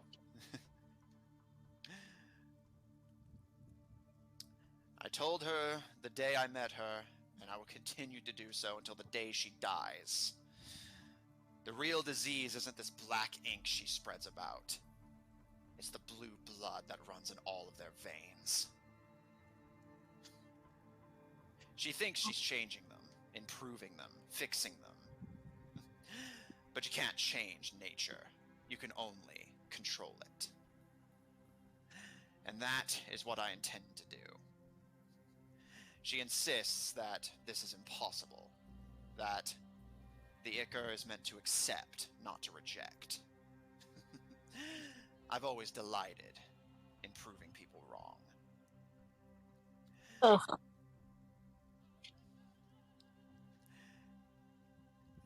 And towards the end of tonight's reading, he begins to get into what I presume for you is the juicy details. the details of what exactly he's been doing on a Ye- medical level. Yes. And we will I'm circle like, back oh, to you. she gets it like she gets super comfortable, crosses her legs like, yeah, like just finally, cozying the up with a guy good book, horrible, unethical mad science. like finally the good stuff. God, he talks too much. Sound familiar? There's a lot of that going around. Caleb, Yes. as you approach the prisoner's tent, you see that neither of the queens are present. However, a small halfling girl with kind of tawny fur and a kind of pudgy physique smiles up at you as you approach. Hello. Hello there. Who might you be? Oh, she gives a polite, more of a curtsy than a full bow, but she at least seems to acknowledge you as someone in authority and smiles brightly to you. You can just call me Penny. I'm just Aw. here standing guard. She gestures to the tent. Love her. Caleb will grab like two teenagers, tell them, I need your help to question our prisoners. Sure thing, Your Majesty. Aye. Caleb will look to the halfling girl and be like, I'm going to question them. Me and my boys here can keep track of them if you want to take a break. She gives a kind of sad smile and shakes her head. I'm afraid I can't do that. Queen's orders. In fact, she said that if you go in that tent, I'm very specifically not to leave until you do. Very well. Which queen told her this? She didn't say. Yeah. Which queen was it, by the way? She kind of tilts her head, and seeming like she initially doesn't quite understand the question before, seeming like she realizes something. Oh, both actually. Interesting. Yeah, that tracks. Well, I'm going to question them. By all means. Caleb will go in with the two thieves at his side. All right. How are the prisoners positioned? You can see that the tent has been constructed in such a way so that there are essentially improvised cloth curtains allowing them privacy from each other, but essentially wooden logs have been placed in the tent vertically and with them tied to them. And each and every one looks at you disdainfully as the three of you enter. Are they like tied sitting? Yes, essentially sitting back to the log, arms completely restrained and legs just stretched out. Caleb will. Can the cloth that's separating them be like retracted or something? Yeah, like I said, they're just improvised, and it's only to each of their sides so that they don't have to see each other. Caleb wants this to be a communal process. Yeah, public spectacle, so that everyone can be properly intimidated. Yeah, so he'll pull down the curtain. He'll put the curtains up for now. Well then, don't we have an interesting group here? One of the men, a older-looking human man, very wrinkly, definitely been in service for a while, skin weathered by the sun, and you can see naturally blonde hair has been covered by what appears to be a wig that is slightly askew. Caleb will just kind of pull out a dagger and just start doing the thing where he picks at the point. So, I'm going to have some questions for all of you. I would prefer you cooperate. But I am not afraid of what will happen if you don't. I would expect nothing less, Your Majesty. Glad that you already know who's here. Who might you be? He gives a low dip of the head and smiles. Not surprised you don't recognize me. It's been a while. And he does his best to give what you assume is supposed to be a bow, but it's more just a splaying of his hand and an incline of his head.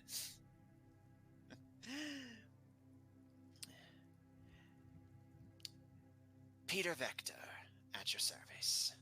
Does Caleb recognize that name? Roll history. History. Okay, 17. While you don't know his face, the name actually is familiar to you. You remember that, you may recall, this was mentioned a while back, granted, that Tebadrins, at least soldiers, are not typically given leave in the traditional sense. To prevent them from essentially just taking up space and resources, the last time any soldier platoon asked for leave from Tebadrin service, the king exiled them, but did keep them on retainer as mercenaries. While the survivors of the battle that instigated this were few, you do recall this man was among them. Which battle did he instigate? Well, he didn't instigate it. It was that he fought in it, was one of the few survivors, told the king that that was shitty, we want to quit, so he said, all right, get the fuck out and don't come back. And he fought in the battle where your parents died. I do recognize your name.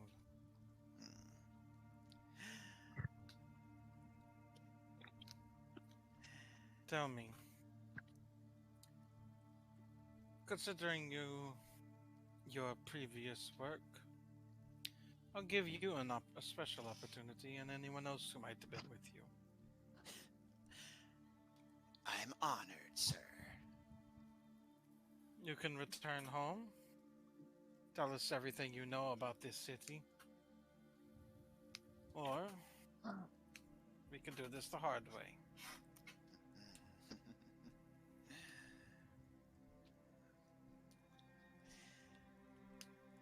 And if I were in a given mood, what exactly would I be giving you? Anything you know.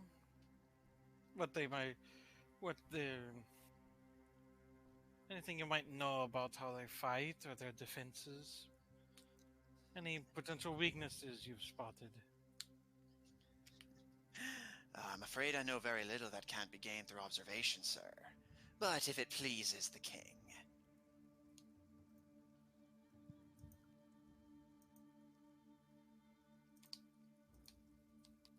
I'd ask for your word that the men not be harmed, but I know your word's about as worth as your spit.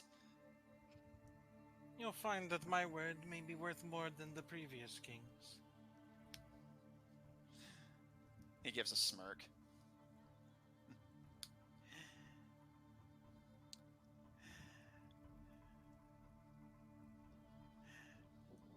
The common foot soldiers like myself are given very little, only the necessities necessary for what we do. However, you'll find the inside of the city is a far touch more impregnable. We've been getting weapon shipments from the elves in the north. Via the train? Knew it. He gives a smirk, and they do be coming from a that-way direction, aye. Well, you'll be happy to know that that train will no longer be coming. He kind of gives one of those, like, kind of slow, solemn nods, and my condolences to the conductor. They were given a warning. If they come back, then those condolences will be warranted. Oh, I'm not warranting concern for a life, Your Majesty. I'm warranting concern for docked pay. I see. It looked like the farms that we burned recently had a river flowing through them. Do you know where this river originates? Aye. He gives a nod in a what relative to you would be to his actually essentially behind him, kind of jerking his head against the wood. Originates from the mountains, flows all the way down and out into the blackened sea. I assume this is the main source of water for the city? Aye. Although if you intend to poison it, I'm afraid you've been beaten to that particular punch. Uh-huh. It has already been poisoned, you say? He gives a smirk and nods. Well, you can't see it from here, essentially in the direction of the city. Tauradonna is home to some of the finest aquifer technology in Yav, courtesy of the Perusians. Once that water flows into the city, it's divided.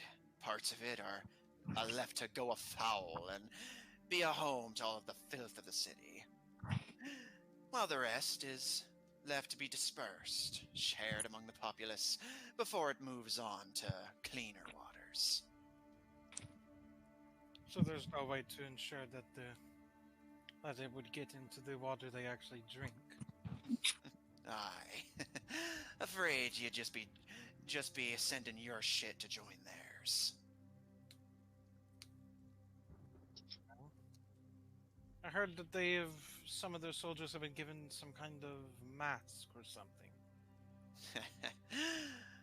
Only those they trust, I'm afraid, but aye. So I'm guessing you would have no experience with such things. I'm aware.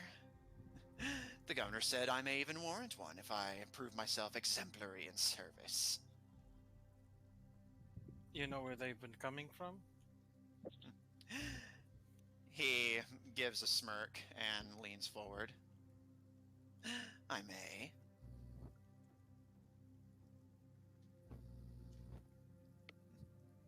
What are you fishing for now? He actually tilts his head, seeming like he's kind of contemplating the answer. Just curious exactly how many times I can get away with denying you before you decide to cruelly separate me from my tongue.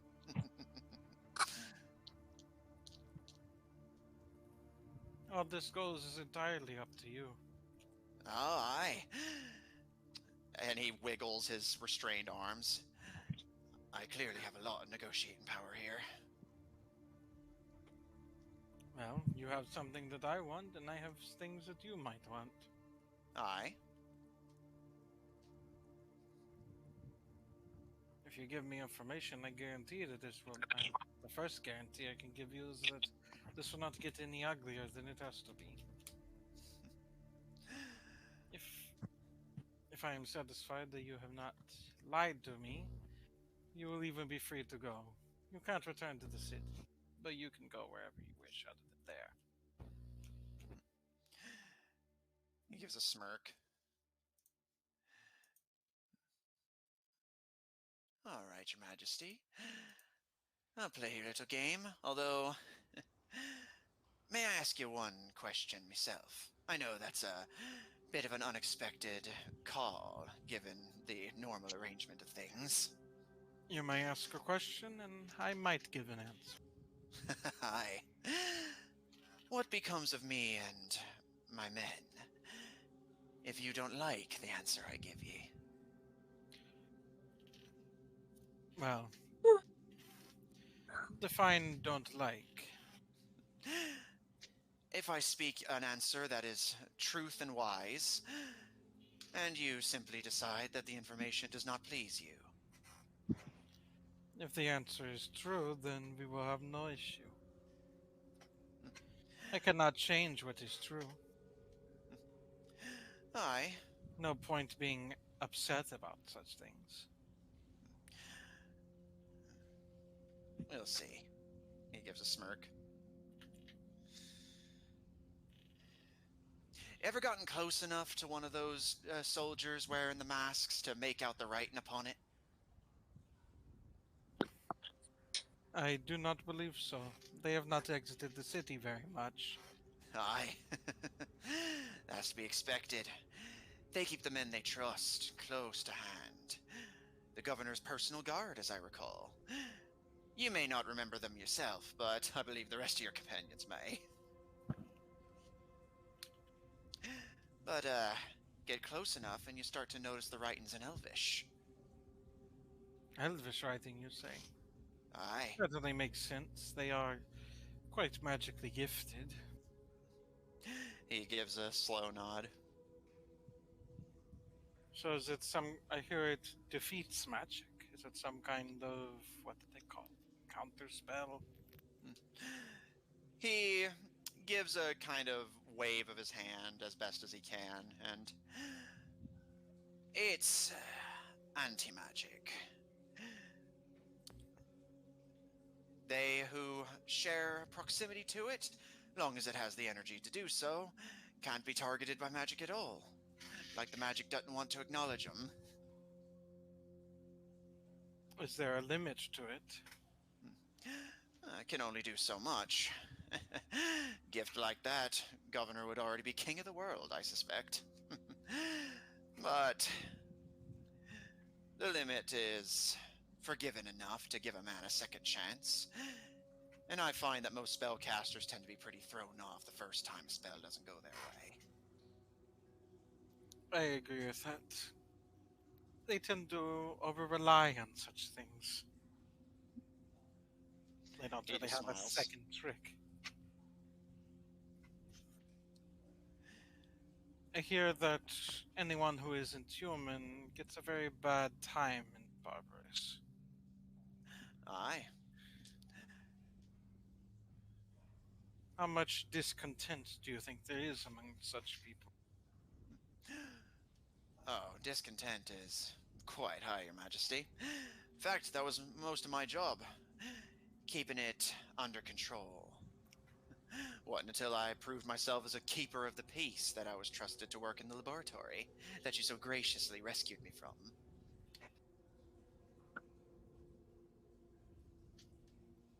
Would you consider that discontent to be a potential weakness of theirs?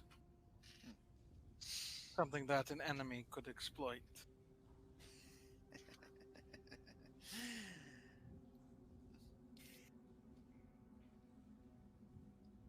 Suppose that depends on you, Your Majesty. How much blood are you willing to see spill as long as it's not yours? I will do whatever I must to defeat the enemies laid out in front of me greatly. In that case, Your Majesty, it's a weakness begging to be exploited.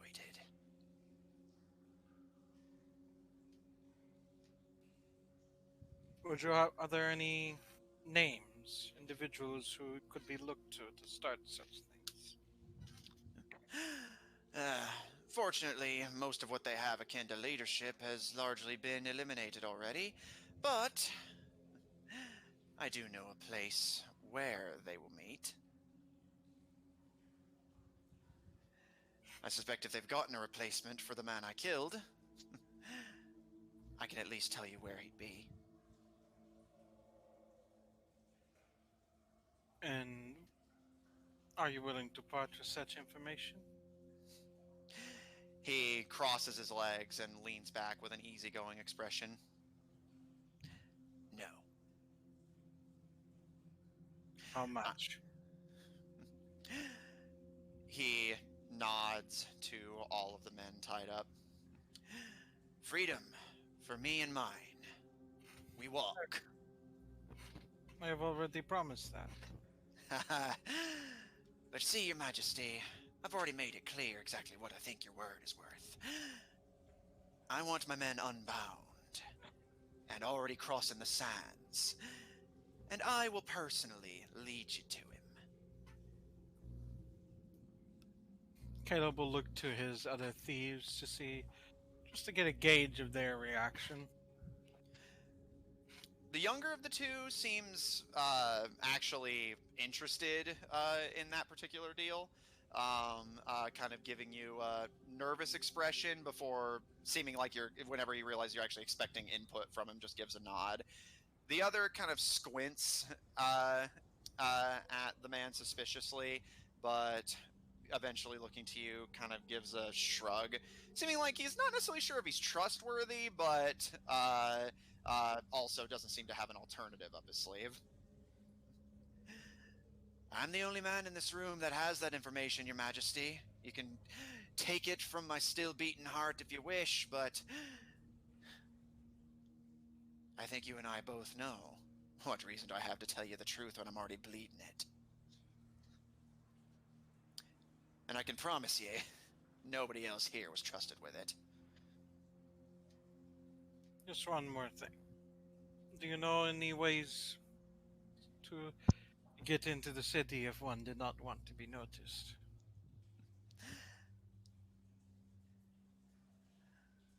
I'm Barbarisian because I'm Page, Your Majesty, but Tepager runs in my blood.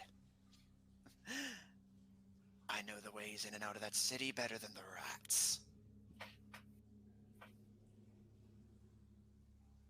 If you can provide that and the contact, freedom for your men will be more than possible to do. He smiles and leans back. Well, then I eagerly await your decision, Your Majesty. I shall deliberate on what you have said.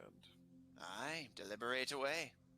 And I may need to come back to verify the information you have said. As you wish. But if all goes well and you have not deceived me in any way, this arrangement will be more than sufficient. Pleasure doing business with you.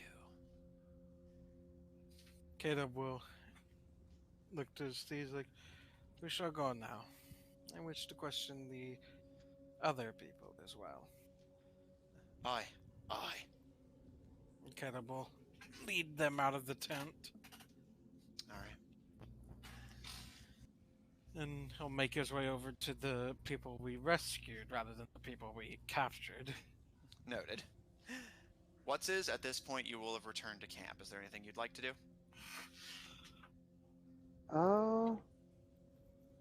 Just keep an eye on the city, looking for weak points. Noted. Zephyr, any updates from you?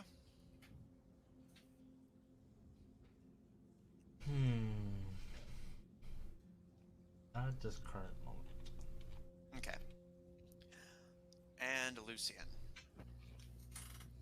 Yes. Dr. Kaloum begins to describe exactly what he did to begin experimenting on the people, at least in a new way that would do Barbaris's whims rather than Dr. Knight's. Excellent. This is what I was looking for.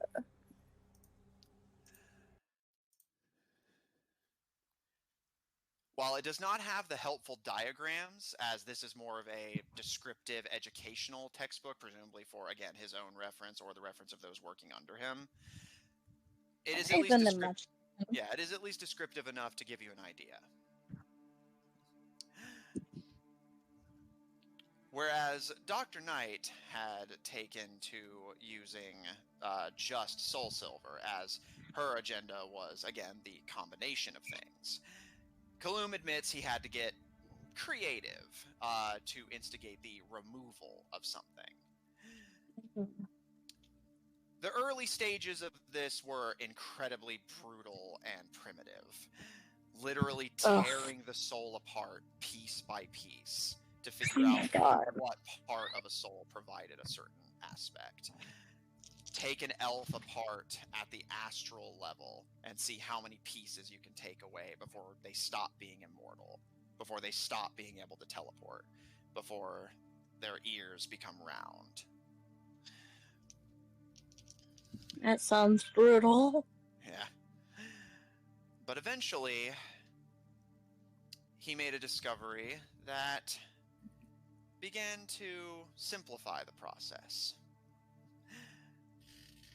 Barbaris began getting imports of items and materials from the West, and the materials provided were magical in nature, and Kaloum and Barbaris found, after experimenting with them, that they had anti-magic properties. Ah.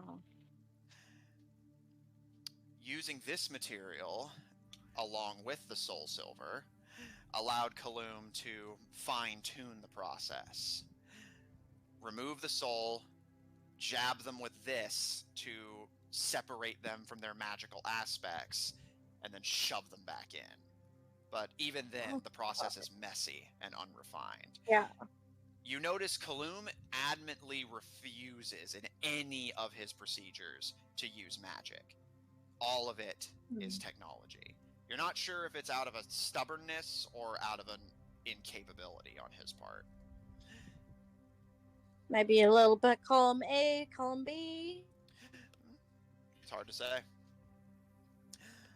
I can make my own conclusions. Indeed you can. I encourage it. But it did do the job. He reports that rather than simply dying or being so unstable that they may as well have, the Ichor beast began coming out smoother, rounder, more subdued. But even then, while Kaloum does not give it the same respect you did when you encountered it, it's clear from what he describes that he saw the same thing you did, the agony of these Ichor beasts' existence. But Barbaris was pleased by the progress, at least. Something that has no features at all is closer to human than something that's distinctly non-human. So, Kaloum continued to urge the researchers to go in this direction. And he also begins talking kind of more idly than anything about other helpful imports coming in from the West that are also not only assisting the efforts of Barbaris, but his own experimentation. Supplies. When you say the West, are you talking about like Perugia? All Kaloum says is the West. He doesn't specify from where. Okay, it doesn't say how far west. Yeah, like it could mean Autumnfall. It could mean Perugia. It could mean the other side of the planet. It's hard to say. Again, right. writing this on the assumption that only he or people who know him are reading it, so it's not like he thought he'd have to specify. Mm-hmm. But you do at least get a glimpse into the process.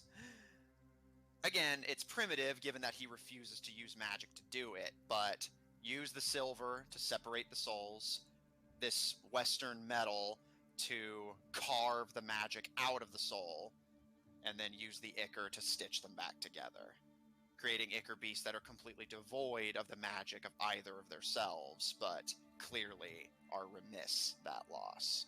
Hardly alive, hardly a being. If you are two complete beings stitched together, these things are two halves that failed to make a whole. Mm-hmm. So it doesn't seem like it's been. It seems like it's been successful in its own right, but not overly so. Barbaris's goal was to make an elf into a man. All they have succeeded in doing, at least from what you've read so far and from what you saw in the lab, is turn elves into blobs that aren't elves, which is progress, but still not human. Yeah. They made some kind of progress, but as we, did see in the labs, it kind of started that way with the Ichor as well. So I feel like if they had more time, how does it indicate in the papers? Does it indicate when this was written? It is not specified, but given the amount of volumes and the information contained, you can definitely put together that this has been going on for months, but you're not sure exactly how long beyond that. Right. I guess you just go ahead. I was just going to say, but from what you've read, this had to have been written sometime between you retrieving Dr. Knight from the prison and the summer ball, because Kaloum refers to Dr. Knight as if she is still accounted for and among the Concord. Okay. So this is either That's written how I before like you guys it. picked her up, or afterwards, and he just didn't know she had defected yet. Okay. That's how I like it. Okay. I'll put it up for now, and I'm going to go and find the others to tell them what I found. Okay. What's is, as you're returning to camp, Lucian, as you're exiting the library, Caleb, as you're heading to the medical tent where the prisoners were left, and Zephyr up in your tree, but still able to see this from an elevated position. You all at least are able to pass by each other. What you choose, if you choose to stop and chat, is up to you, but you can still head to your respective destinations. But you at least pass by each other. Um, um, as I pass by everybody, I'm just gonna be like, I think we need a team meeting. I lived through the majority of this. I'm still kind of a little halfway through Pilum's book, ranting, journal, whatever this is. So I think it's going to be important for us to talk about what I found. Alright then. Yeah. Okay. I'm going to go talk with the people from the lab real quick, and then they can discuss. Well, I actually want to join you in on that. So, as you guys know, Barbaris is trying to make human, like from elves to humans, and the way that they're going after it is really terrible. Actually, Well, it doesn't seem like it doesn't seem like they know or care to hear about compatibility, and it seems that the way that Kalim's way of doing it is not magical at all. That he's completely relying on technology. Speaking of technology, was that train just here? Yeah, we sent it on it. We gave it a message. My thieves took some things, and it's gone back to make sure that everyone knows that no more trains will be coming on this track. That's great. That's great. That's great. I just wish you would have come and gotten me because, it seems like Barbaris and Kaloum have gotten to know each other quite well, and I'm concerned that they're using his technology. Because they're talking about anti-magic in this book. And we know... One of the soldiers we captured was telling me about the anti-magic mask. Apparently have Elven written. I'm not surprised. That might be Kaloum's work. Hopefully we can put an end to their acquiring of it. Luckily I did learn that they are limited. They can't stop everything forever. They do apparently eventually run out of juice, I guess you could. And there could possibly be some forms of magic that might still affect its wearers. From what I'm led to believe. We'll have to ask him more about this whenever I have sometime whenever I have Autumn fall with me. She would probably be very interested to know about how the thing works, since it's the main thing causing her people trouble in this fight. Yeah, it's I have a suspicion that they're using some of his technology. I wouldn't be surprised if some of it was even on the train. Well, trust me. It looked more like food. There weren't any On that weapons. train. Anything that wasn't nailed down on that train was taken before we left. We could see if anyone has. It's gonna have his brand on it. You know that. He's very insistent on that. So if it is his technology, we would at least know that. I can ask my thieves later if any of them picked up anything like that. And also, it was all food from what we saw. No actual weapons. There was stuff other than food, right? That's the thing Uh, about technology, though, is that anything can be a weapon. And to answer, actually, yeah, it was mostly food. Remember, this train is meant to just be like essentially a way to luxuriously pass between destinations. Any trade that's happening is usually on the part of the people who, yeah, everything they had on them was taken, but at the very least, yeah, you certainly didn't see any weapons on them other than just self-defense. For I think Watsus is right. I think it was, to my knowledge, mostly food and whatever people had on them. And I feel like the Doesn't mean that there wasn't anything hiding away on that. What did the constructor say? I don't know. I didn't talk to the one who constructed the train. That's not. She kind of like pinches That- the that bridge is- of her nose. A sun dragon barbarian passing by just goes boo. That is, they said constructor. No, I though. know, I'm fucking with you. I'm gonna go get some ale. I've been reading a lot, and Yeah, I was gonna say we didn't bother you because it seemed like you were really interested in those papers you were reading. well, the thing is that the way that they do it is very different, and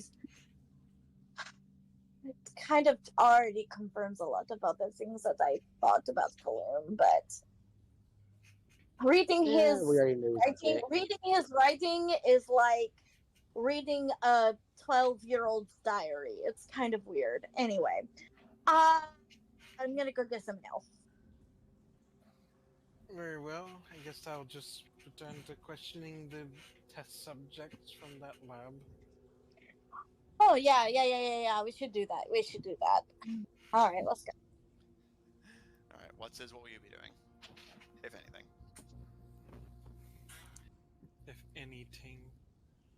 He's not really doing anything. I was going to let you know I do need to get going. No worries. Yeah, we're gonna wrap up soon anyway. You have fun? I did. Any complaints? None. All right, away with ye. No night. Get out of here! Zephyr, you watch as Caleb and Lucian head to the medical tent and duck inside. The medical tent itself is perhaps unsurprisingly one of the better kept areas, and luckily it is seemingly just large enough to support the amount of people you brought back all at once. Everyone has been given a bed, and you can see while the people of Onenfall do not specialize in healing magic, they are at least doing their best to tend to the wounds, and a few Sun Dragon barbarians are supplying whiskey and belts to bite where Oh, necessary. sweet whiskey. However, as mentioned, the injuries are thankfully superficial enough for most of that to be unnecessary here, and in fact, you two see several of the prisoners actually kind of playfully bantering with the elves and barbarians about not needing this amount of attention. I'm getting some alcohol while we're in there. They're gonna steal it from the medical tent. Yeah, just find a bottle and just be like, "This is mine now." Lucian kind of doink in a drink from one of the doctors. They kind of glance at you and raise a brow, but just return to what they were doing. And one of the prisoners you recognize. I never thought I'd see you be stealing medical supplies straight from a doctor's hands. What can I say? You've people been bad influence on me.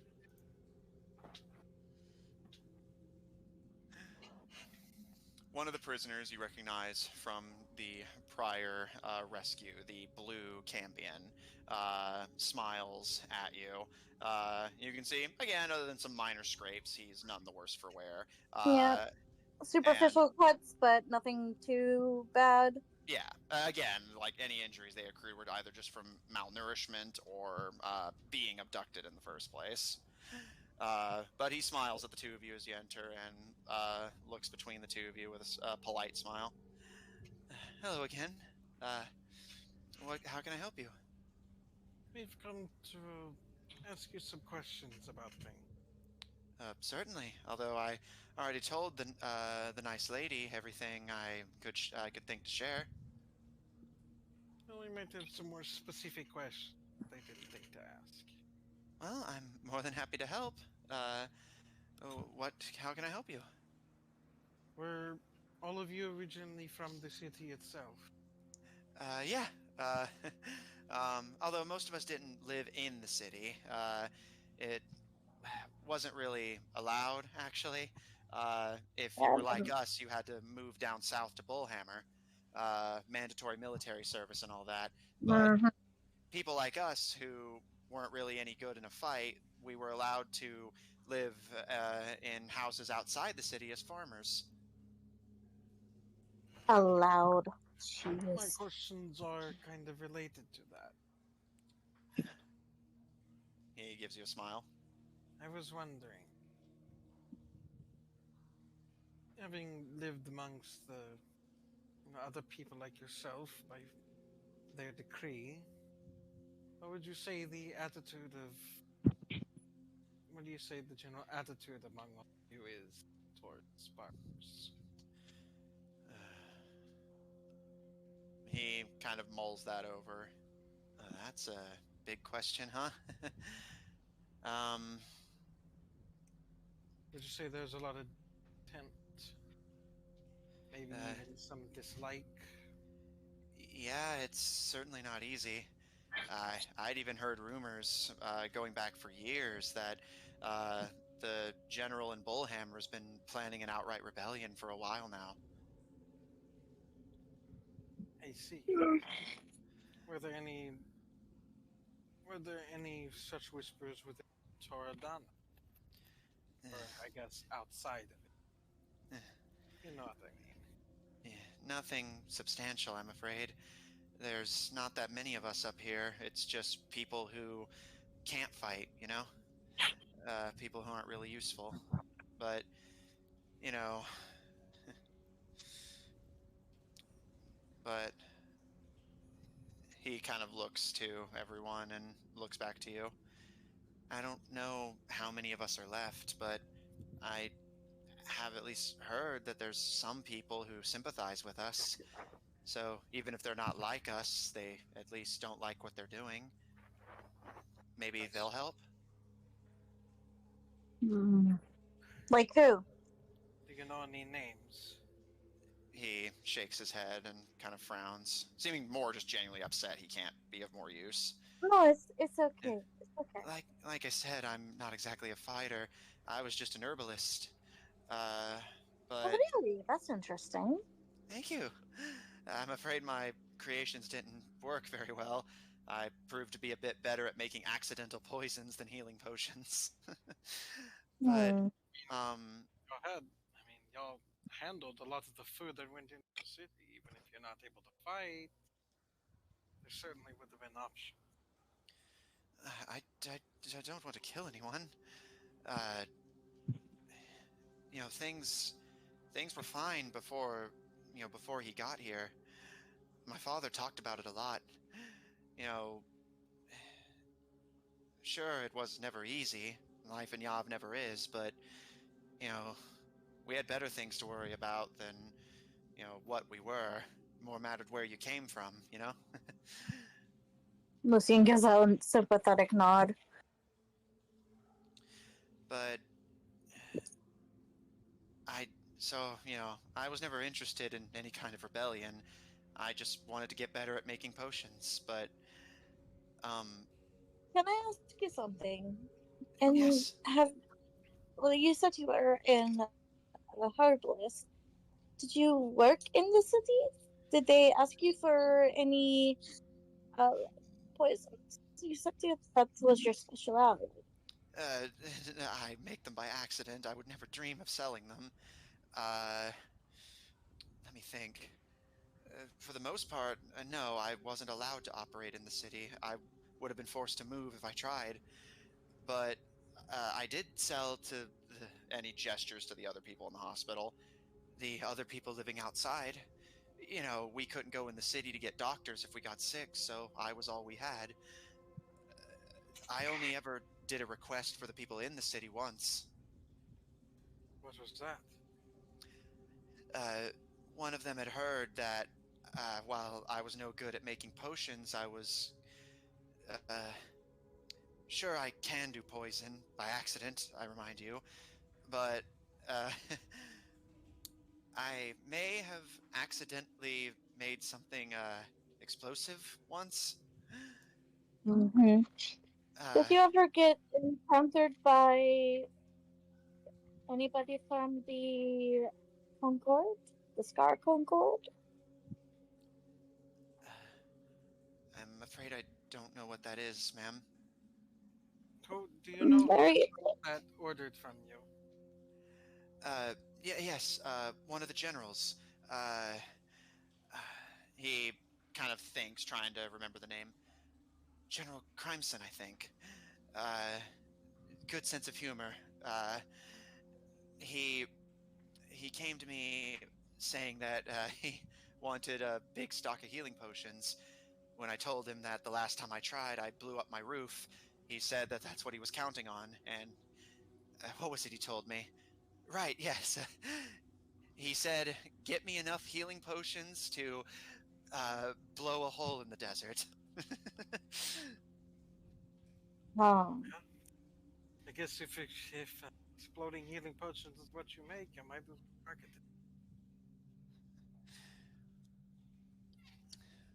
That name sounds so familiar. I put my finger on it. Does Caleb recognize that? Can I roll a history roll? Because it's gonna She'll bother voice me. that. Both of you may roll history. Lucia's just, yeah, Lucia's just kind of like, I think I've been reading too much. My brain is all scrambled. Am I rolling history? Yes. Yeah. Dirty 20. Noted. Sounds so freaking familiar. Ooh. That would be 24. The name is at least semi-familiar to both of you. Gesundheit. Or was that cough? I mean, I don't know what you say for cough, so I don't know if you said never mind. Die then.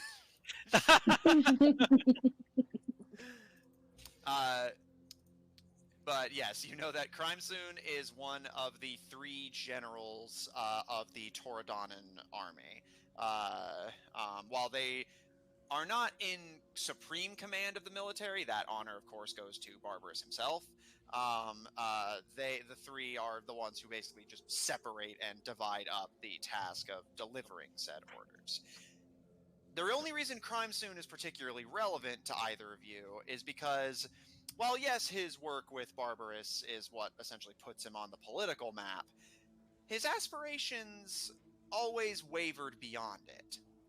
Caleb, you know the man, at least by name, in that he was particularly infamous for hitting Tebadrin smuggling rings before the 2 of you became allies.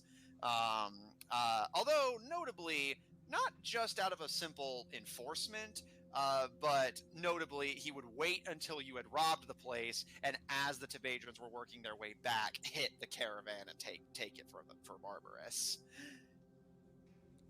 Of course, this was not uncommon for generals, so, it hardly went basically remarked he was upon. a pretty typically corrupt general, I'm guessing. Yeah, for the time period, yeah. But that connection does connect some dots because, Lucian, on your end, you recall the man's name actually popping up once or twice in textbooks. Yeah, that's what I thought. Jeez. Because he had periodically gone on farther-reaching expeditions for Barbaris than just guarding the city. He would occasionally stumble across unique artifacts, and as a result is credited with discovering several magic items. So, you both know that the man is a well-experienced general, has been at this for a while. loves to get out of Tauradonna and explore, is not afraid to get his hands dirty and tangle with Tebedra, and his travels and history of battle has led him to discover several useful artifacts of magic for Barbarisian use.